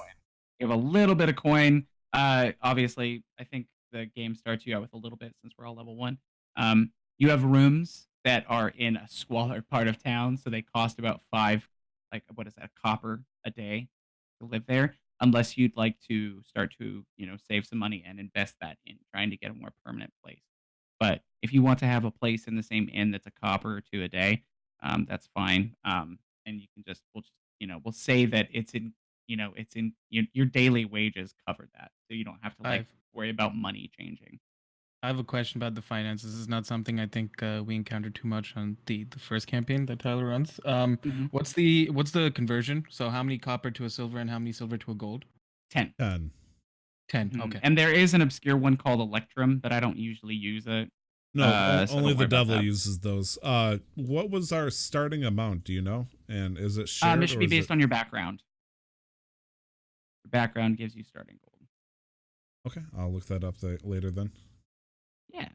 All So right. for now, like I said, your job at the shipping company pays for your rent at this place because it's not something that's super expensive. So you don't have to worry about changing your gold every single day.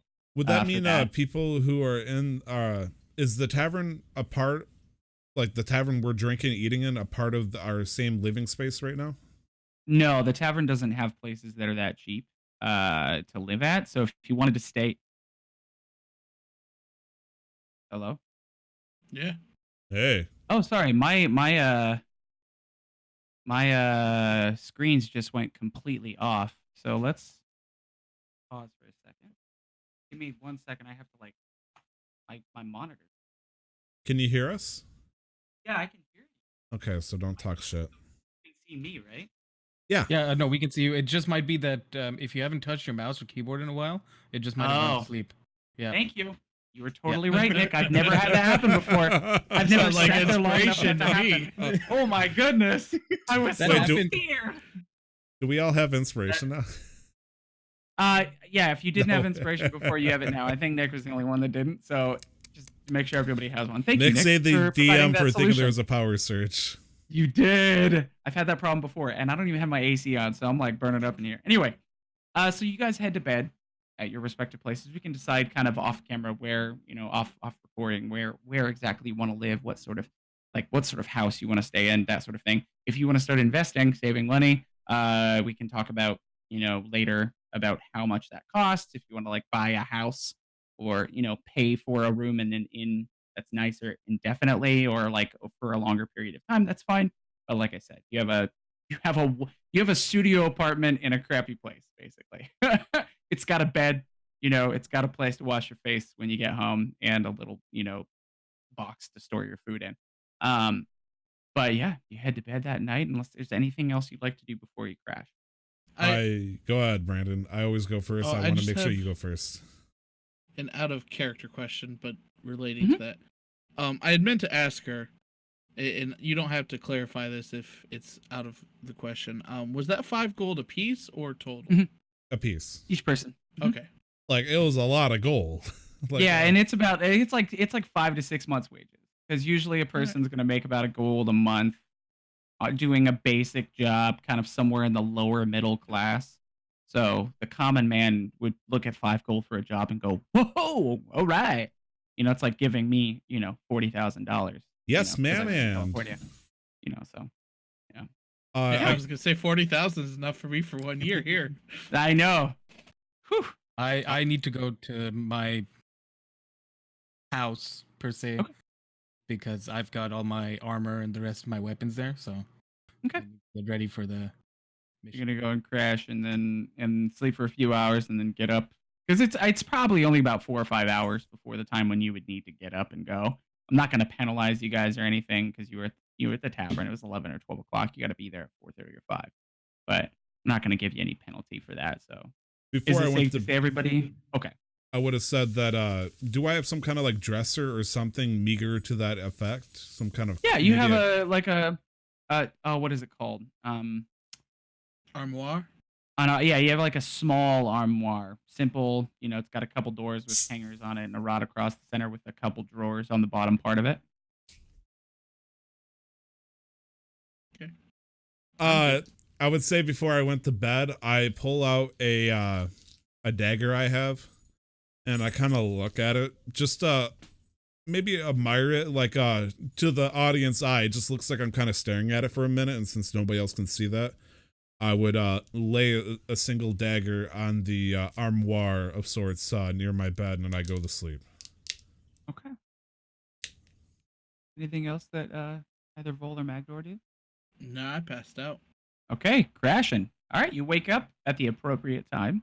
You die. Gather your things together. Yeah, you wake up and you're dead. Ah, damn, I hate All right, when that Where's my happens. kidney? All right, let's move on. You got a job Dang and you. died in your sleep. She poisoned you with all those. Welcome to things. Okay. Neverwinter, Jewel of the North. Yeah, I know, right? Wow. Yeah, so you wake up at the appropriate time, get your stuff together, and make your way to the docks, and not too far out. I don't know. Do you guys live in the same place, or at least in the same area, so you like can group up before you get there? I don't Like, have for that any to be the case? self-control over my decisions to some extent, so I feel like if I was living somewhere, it would probably be somewhere to where if Vol knew I was up to trouble, he would find out fairly quickly. So I'd So be Vol's close- probably the one that knocks on your door and is like, "All right, let's go," and he wakes you up, and you guys get ready to go. Oh yeah, when Vol Well- comes in, I'm completely in changeling form. Like I am gray skin, open gape mouth, very flimsy white wispy hair around my head.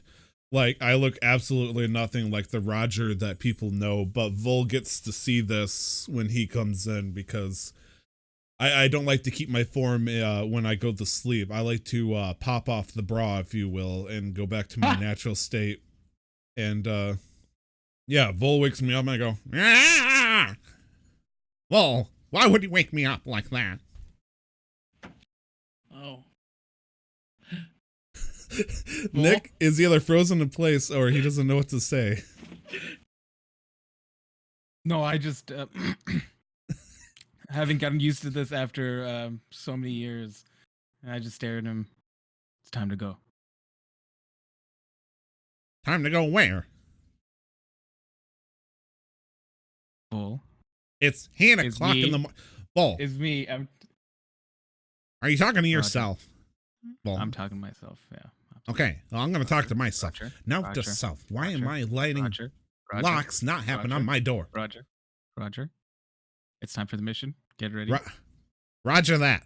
And he turns into actual Roger, and Roger in his changing form sleeps completely in the nude, so he jumps out of the bed and he is a fully nude man with imagine him like a Ken doll though. So anything that could draw the eyes down is just completely smoothed over. It's very disconcerting to anybody who sees this, and I'm sure it annoys the shit out of Vol, because I'm sure Vol has like tried to provide like at least a loincloth or something to cover up the shame or lack of. No, you don't care. You No, not at. I mean, coming from like a Goliath tribe, Tribe this of is kind Goliaths. Yeah. like wearing armor is uncomfortable for us for the most part. Like we're not used to donning like heavy sets of armor or like armor that because we're used to the cold, so we don't really need to cover up so much. So I'm like, just put on your clothes for the commoners. Let's go. all right. All right.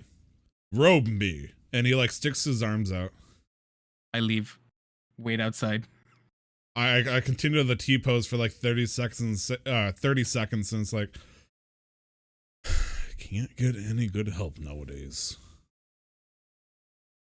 And I robe myself, and I grab all the stuff I would need for at least 1 or 2 days travel, including rations and all that. Rations for the Right, Canadians. Magdor, what are you doing? I fell asleep as close as I could to a blacksmith. Great. If any of them You can had sleep a room outside to of rent. one if you want. Oh, If I any thought had you a were gonna room to say rent. like the dwarven woman rolled over in your bed and said, "Why, hello." Yeah, no, there is Uh, there's a small little shabby little inn near, like, probably 2 houses down from a decent blacksmith. The sound helps me sleep. Oh, inspiration point. I love that. Yes, the Shit. closed down blacksmith. The just clanging of the hammer in the night, Yeah. Reminds me of the roaring of the forge. Oh, man, Great. if I yeah. that I lived don't near have that- anymore. Oh no! But you like you get your stuff together and just also make Yeah. your way towards the. I'll towards just the meet him dock. there. Great. I know what time I Okay. need to be there. Yeah, you guys are all very timely. Maybe a few minutes late because Roger, a little bit of a difficult person to get up and around, but you make your way there. Eventually, kind of converge at one of the intersections, see each other walking towards each other. Magdor, you wait for them to get to you as you are there a little quicker, and They then you can- all begin to walk to the docks district, and eventually you find very few people this early are working even in the docks. And there is a group of people that are hitching horses up to wagons, and they're mostly humans, but there's a few half elves and elves and dwarves working among them. But they're all wearing kind of like a pretty common uniforms, but they have a blue symbol with that TC uh, emblazoned and a patch on their chest above where their heart would be, and they see you all approaching, and kind of give you a knowing nod, just not even. You guys have done escort jobs a lot. Like you have nothing to talk about with these guys. Like unless you want to make a point of talking, but there are plenty of escort jobs you've done where you just stand near and walk by them, and then you get there and they offload it, and you're done, and you haven't said a word to them. So unless you want to initiate conversation, they'll just go about their business. Nope. How many wagons? 6. 6. And they're all Can your covered. character too. count that They're high? covered, kind of like the equivalent of kind of what we would see for like Western expansion covered wagons. So they do have like canvas over the back end, and it should be like a rider and a driver on the front, like little bench. When we set up, what's the formation like? That's up to you. You're deciding the formation of the wagons or Volas? Oh no, I mean it's a single file. It's just 6 wagons in a row. So how you want to position yourself among them is up to you. But they did as a part of the job, they provided each one of you with a horse if you would like it. Cool. I'll Okay. take the Okay. horse. Obviously, they're the property of those people, but like you have a horse if you'd like to ride one during this. I just want to make sure that are you using a back scratcher as your limb right now? Yeah. I wasn't sure if you were because Oh, because I've had it with me just in Flesh. case. Awesome. But yeah, I'll take a horse. My legs don't walk as fast as the Goliath. They've got a pony for you. Oh boy.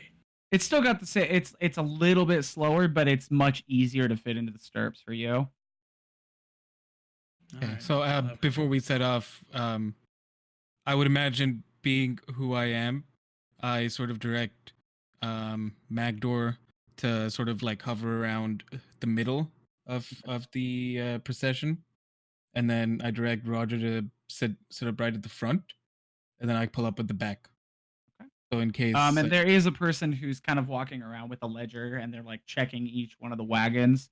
And since you're kind of telling them where to go, and he's telling other people where to go, he does approach you and say, "So you're leading our escorts for the day?" yes, I am. Is there any of the wagons that are particularly useful that we need to know about? Or like, yeah, No, they're all pretty basic supplies. It's just a matter of making sure that you keep even protection and keep your eyes open. But you know the how drill. many people are going to be with us? We've got 2 per, so there's 12, and they can all kind of handle weapons if they need to. But they're not amazing. They're not fighters like you. You guys, Understood. you'll definitely be more. They'll stay with the wagons no matter what. They're not gonna chase anybody off. They're gonna stay Understood. and defend the carts that they're with. Do I see Magdor? You said Magdor was in the center or to the side? They're all like front to back right now, so you can pretty much see everybody, and you see, Yeah, we haven't Vol set off talking yet. to. Yeah, you see Vol talking to a guy with a ledger in his hand. Do I see anything like in the wagons that would bring anything to the not so discerning eye? Why don't you go ahead and make a perception check? Absolutely. Determine if any of these are That's maybe a nat holding 20. anything. The nat I got 20? Nat 20, 21. 21? Great. Plus one. Because that is of note, just because skill I- checks I- and saving throws. No, can't be I know screwed they up. don't. I know, but I like But it is nice. That 20 is great. I would like to say anytime somebody gets a nat 20, we should cheer, but that's okay. Oh no, we need to cheer that because 20s are amazing. Woo! Thank you guys. It's just not automatic success. Wait, I don't is want the that the excitement first? to mean Is that the automatic first success. 20 of the campaign? That is the first natural It 20 is. of the campaign. And it only yeah. took like 3 or 4 rolls. Good job. Thank you. But yeah, so My you third don't eye notice opens. anything- wow. You don't notice anything out of the ordinary as you kind of you check there are 6 carts, like I said, so you kind of are going to be responsible based on your experience for kind of moving around 2 of the ones in the center, being in the middle of the procession. And you kind of take a chance to kind of inventory what's on each of these 2 in that amount of time without spending more time than would be logical checking all of the 6 carts. And you don't see anything that looks weird. There's not you kind of knock on a couple of the boxes. None of them sound weirdly empty or superbly full. They just sound like they have stuff in them, and they're even some of them are labeled like they're basic supplies, blankets, fresh water. Some of them have seeds. Some of the carts actually hold cut and Motorcycles? no, there's a tool in my neighborhood who drives a Hellcat, and he likes to rev up and down the street. My neighbor says he's nice, but I hear that and go, bum, bum, bum, bum, bum, bum, bum. Anyway. So yeah, you don't Do I notice s- anything out of the ordinary. Including smell? No, yeah, no, everything looks to be just what they said. It's a shipment going to a place that needs simple supplies that they can't get where they currently are, in the amount that they need them in. I shout to Magdor and I say, "It's okay, buddy. I don't think there's anything for us to take." All right. Vol, Kinda stand tries- down. Stand down. I try to kind of say it under my breath, but the dwarven thrall call. I don't know the word I'm looking for. The dwarven voice. The Doesn't dwarven really suit call. much for- Ladle, ladle, ladle, Whispering. I look to Roger and I'm like, you know the drill. You see anything suspicious, you call for a halt, and then we'll investigate. Post up, investigate. Same thing goes for you, Magdor. You see or hear anything suspicious, make the call. We'll stop, investigate, make sure everything's good before we set off again. I turn my Alright. third eye to the front of me and I scan for anything that could be deemed suspicious. As someone who's clearly paranoid, anything out of the norm would catch me immediately. But that also could mean that a broken branch on the ground could trigger an alarm out of me as well. Is this a clue?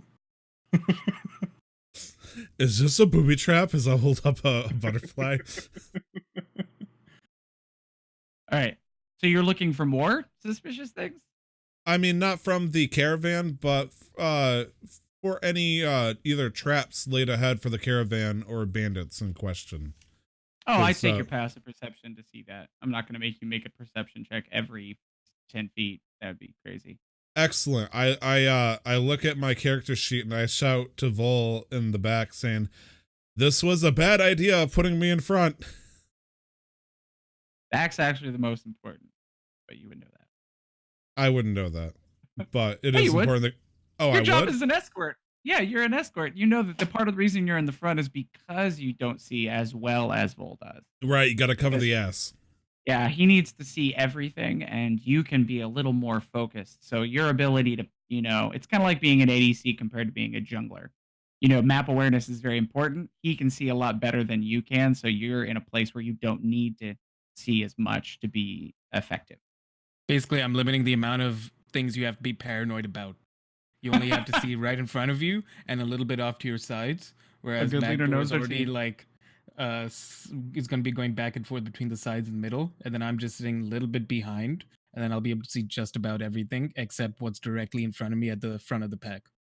Then I guess at that point I would just be staring straight forward without blinking, like like no one would be able to see it. But like I got dried eye, I'm staring forward. You can see the white around my pupils, just like bloodshot eyes staring straight forward. Like if anybody were to Your go in eyes have front of been me, open so long you actually miss the dragon that lands in front of you.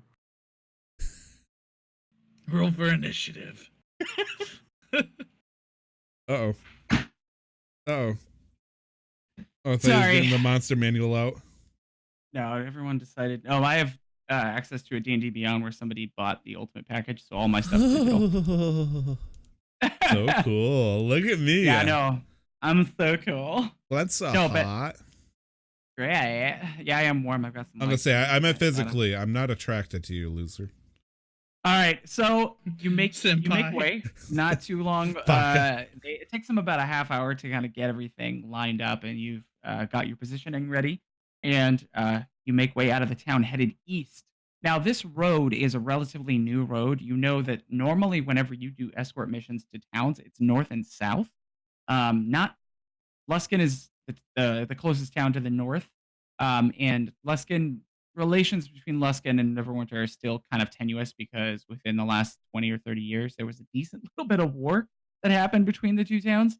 So not a lot of trade goes on between the two, but traders, merchants will still meet on the road to do business because they're not politicians. They just need to make money.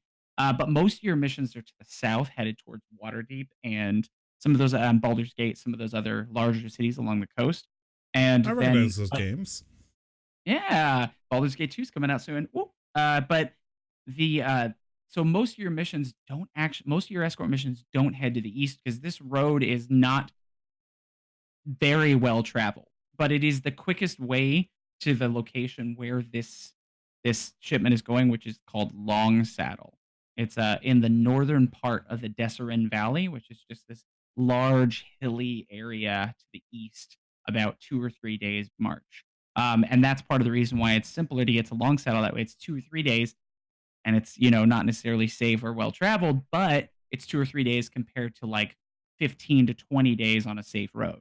So it's the equivalent of going through the Panama Canal or going around South America. So it's easier. It's cheaper, and that's part of what you can tell is that these merchants are trying to make this path safer, and so part of that is getting rid of the people that are making it unsafe. So as you kind of make your way through, what I'm going to have you do is kind of roll for encounters, because like I said, it's going to take about 2 or 3 days. And in the morning and the evening, since I know your passive perceptions are 11 to 14, I know exactly what you will or will not see. depending on 1 what you may 11. Let's encounter. be real here. I'm like painfully oblivious. Well, it's 11, 12, and 14, right?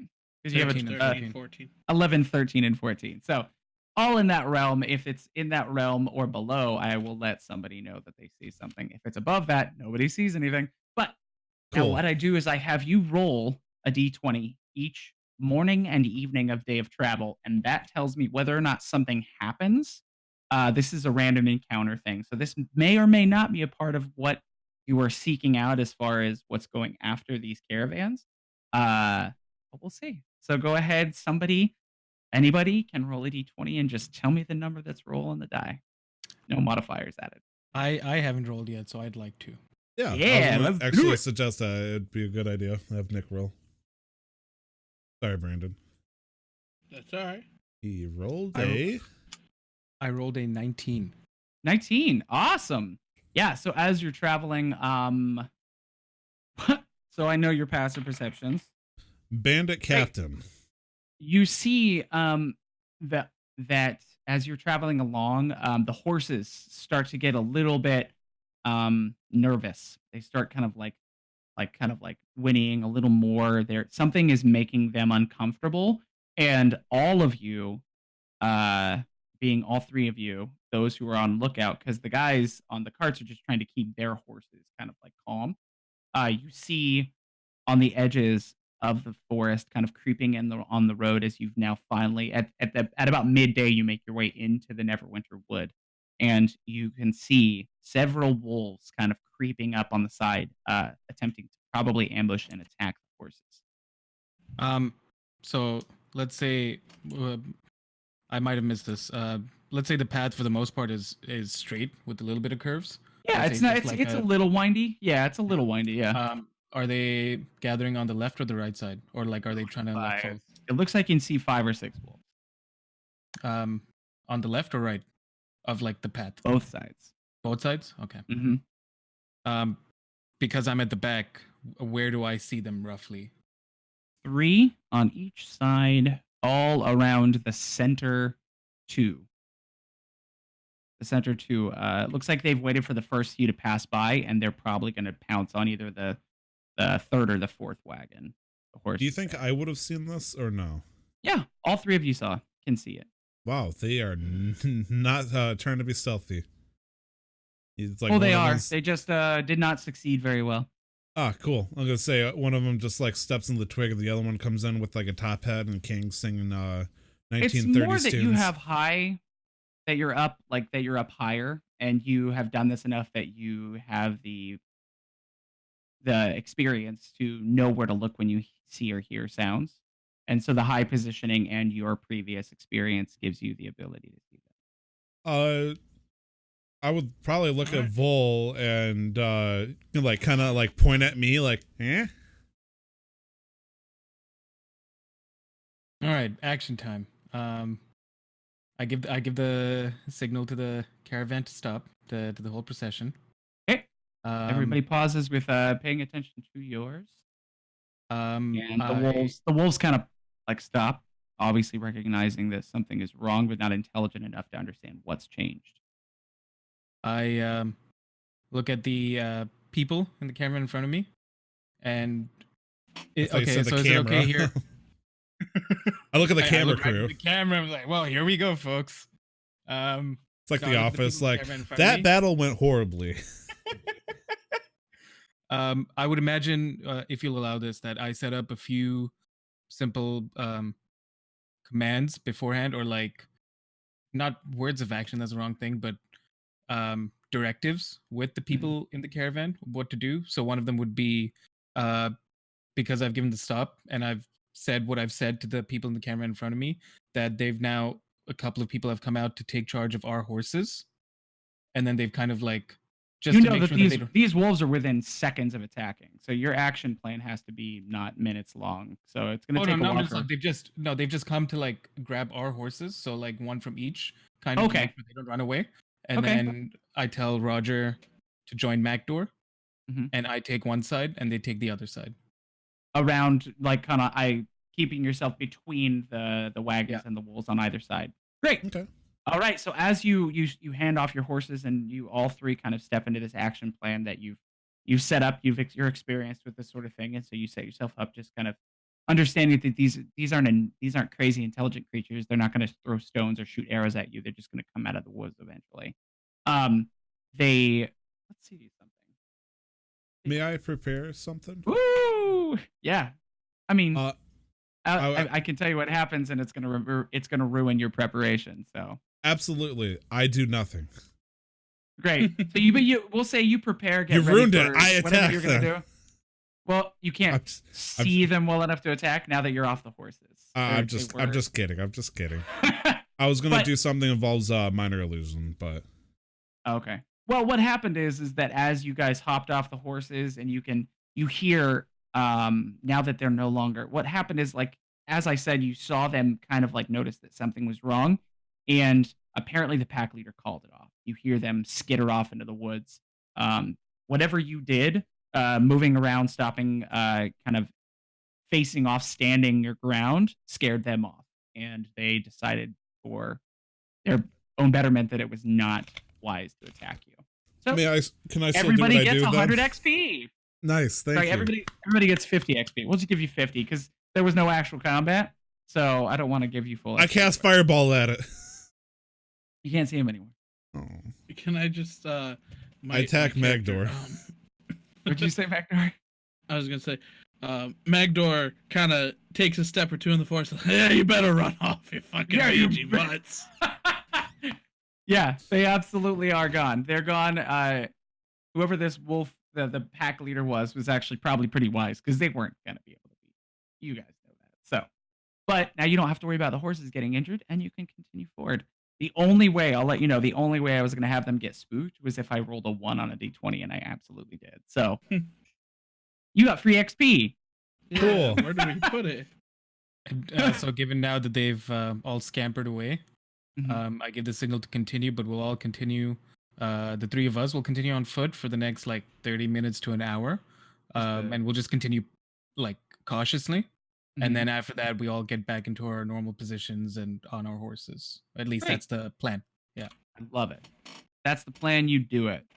You guys are a well-oiled machine. And you make your way into the afternoon. You take a little mid-afternoon break to kind of get some food, get the horses to give them a little bit of a break, and then head off for the second half of the first day. I need somebody else to roll a d20 to find out if something happened. Brandon. To a me. All right. I rolled a 4. Great. Yeah, goes off without a hitch. You make your way into the evening and make camp in a they traditionally these guys are going to try and find kind of like an area off the woods or off the road close by where they can circle the wagons and create a protective barrier for the horses and themselves, because these woods are known to be kind of dangerous. And now I'm gonna roll to see if something happens in the evening. Do you guys want to do a watch schedule or anything like that? I think so because the dwarf has dark vision, so I make him take like the later watch, and then Right. I'll probably either me or Roger will rest up first. I also have dark vision up to 120 feet. No, sorry, that was when I was rolling for a different type of sorcerer. I don't believe I have dark vision at all, so I'm as blind as a bat.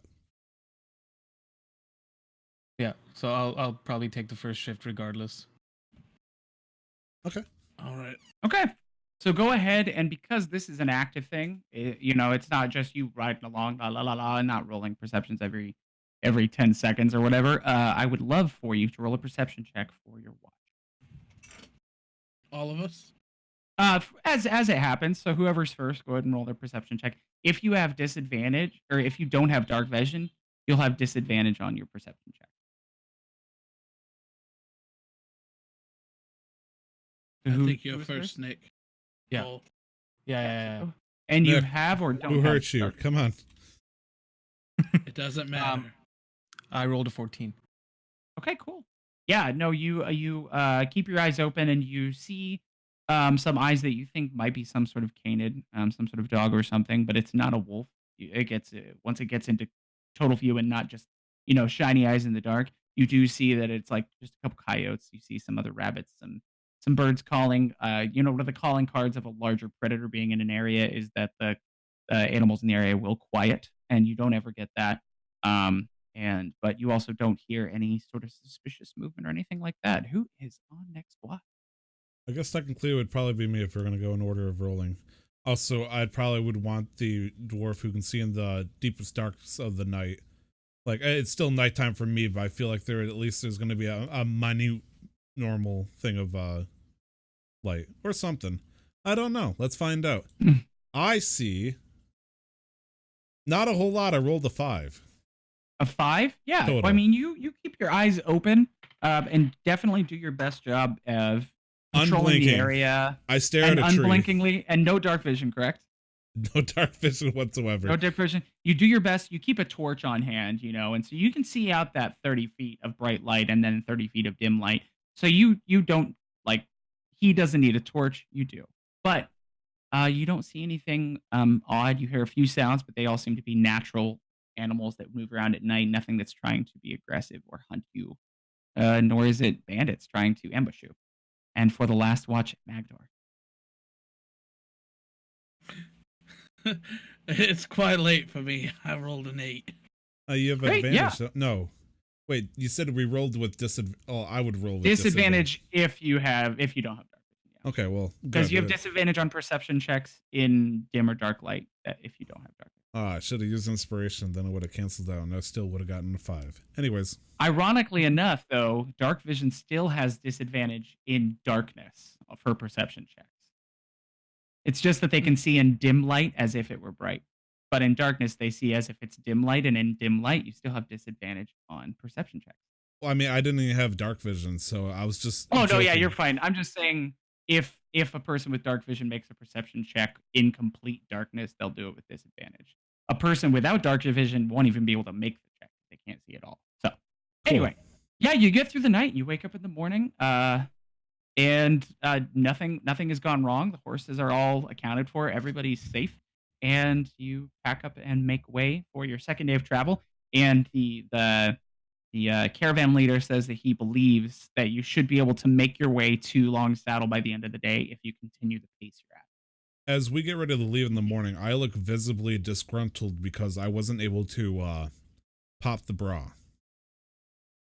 And so I had to sleep in human form all night, and I just look like a little more tousled than I try to keep my composure. And just unusually quiet in my saddle, I guess, at the start of the morning, which I'm sure Vol would appreciate. Are you pouting? Is that what it is? I mean, even if I was pouting, since I'm at the front, no one can see, so I don't even bother. Like, Because it would only be to make other people see how frustrated you are. Well, by looking at forward and being at the front, no one could see it, so it's a waste of effort on my part. So I just kind of do the 1,000-yard stare, thinking about my career choice and how I wanted to be an actor. Welcome to my life. I know. So as you go, I'm as playing you continue you. forward, yes. You eventually get to you're following out, and you know that probably by like late morning, probably 10 or equivalent of about 10 a.m., you're going to exit Neverwinter Wood, but you still have 5 or 6 hours of travel within the context of being in the forest. And what's your passive perception again? Who? Just you in the front.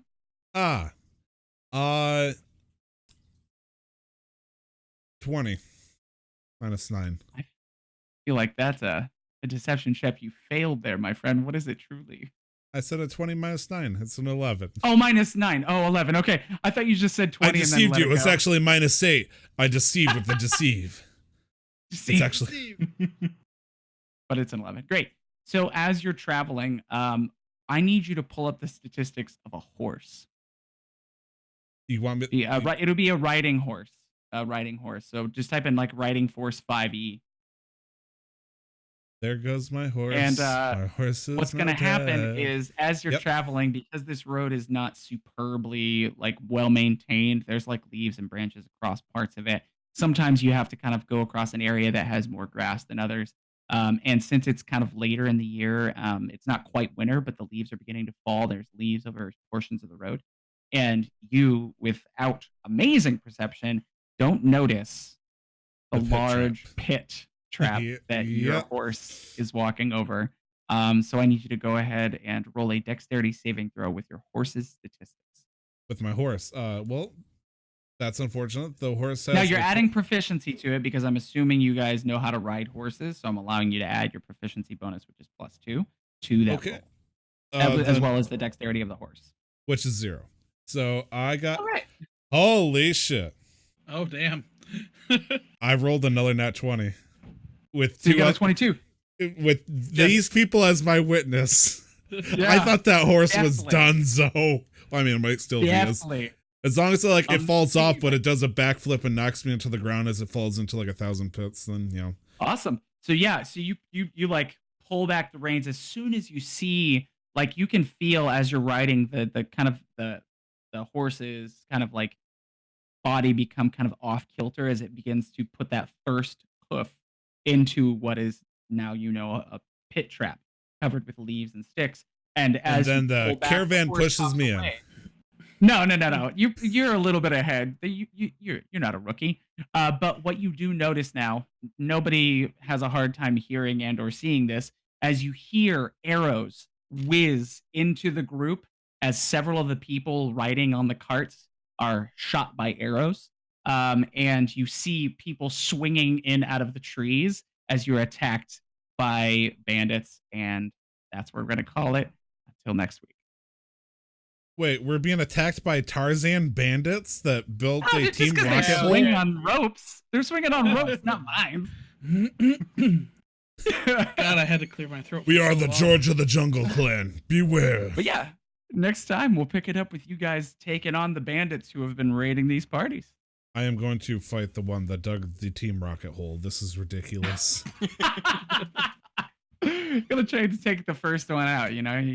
If they get you stuck in a pit, that's one less combatant, at least for a few rounds. I absolutely You think agree. they'd be intimidated once they saw him fucking immediately detect the pit?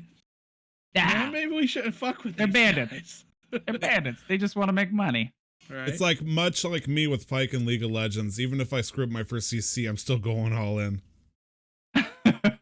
Okay, anyways, bad League of Legends joke. Glenn, lead us out, baby. Where can we find you?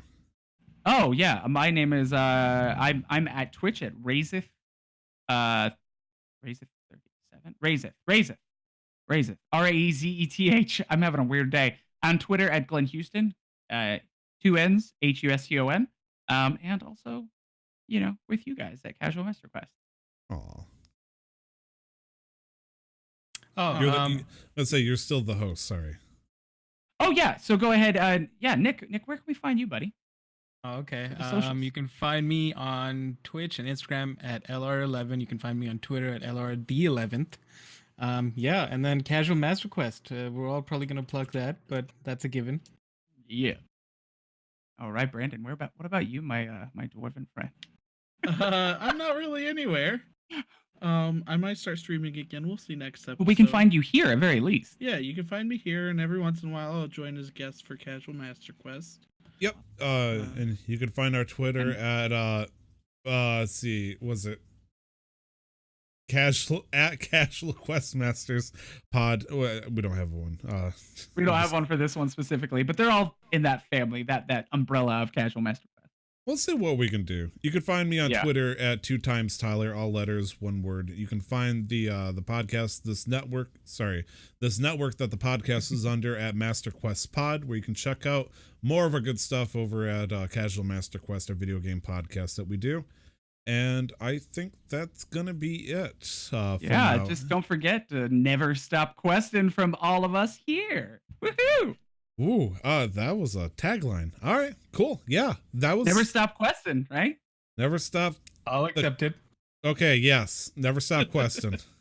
It's gotta vary between the podcast. It can, just be a little taggy different based on what we're doing. Never stop the quest. Never stop the quest. Never stop the quest. Casually. We'll see you next week where we get to fight the Wu Tarzan clan, and we'll see what's going on next. But until then, take care, guys. Bye. Bye-bye. Bye. Bye.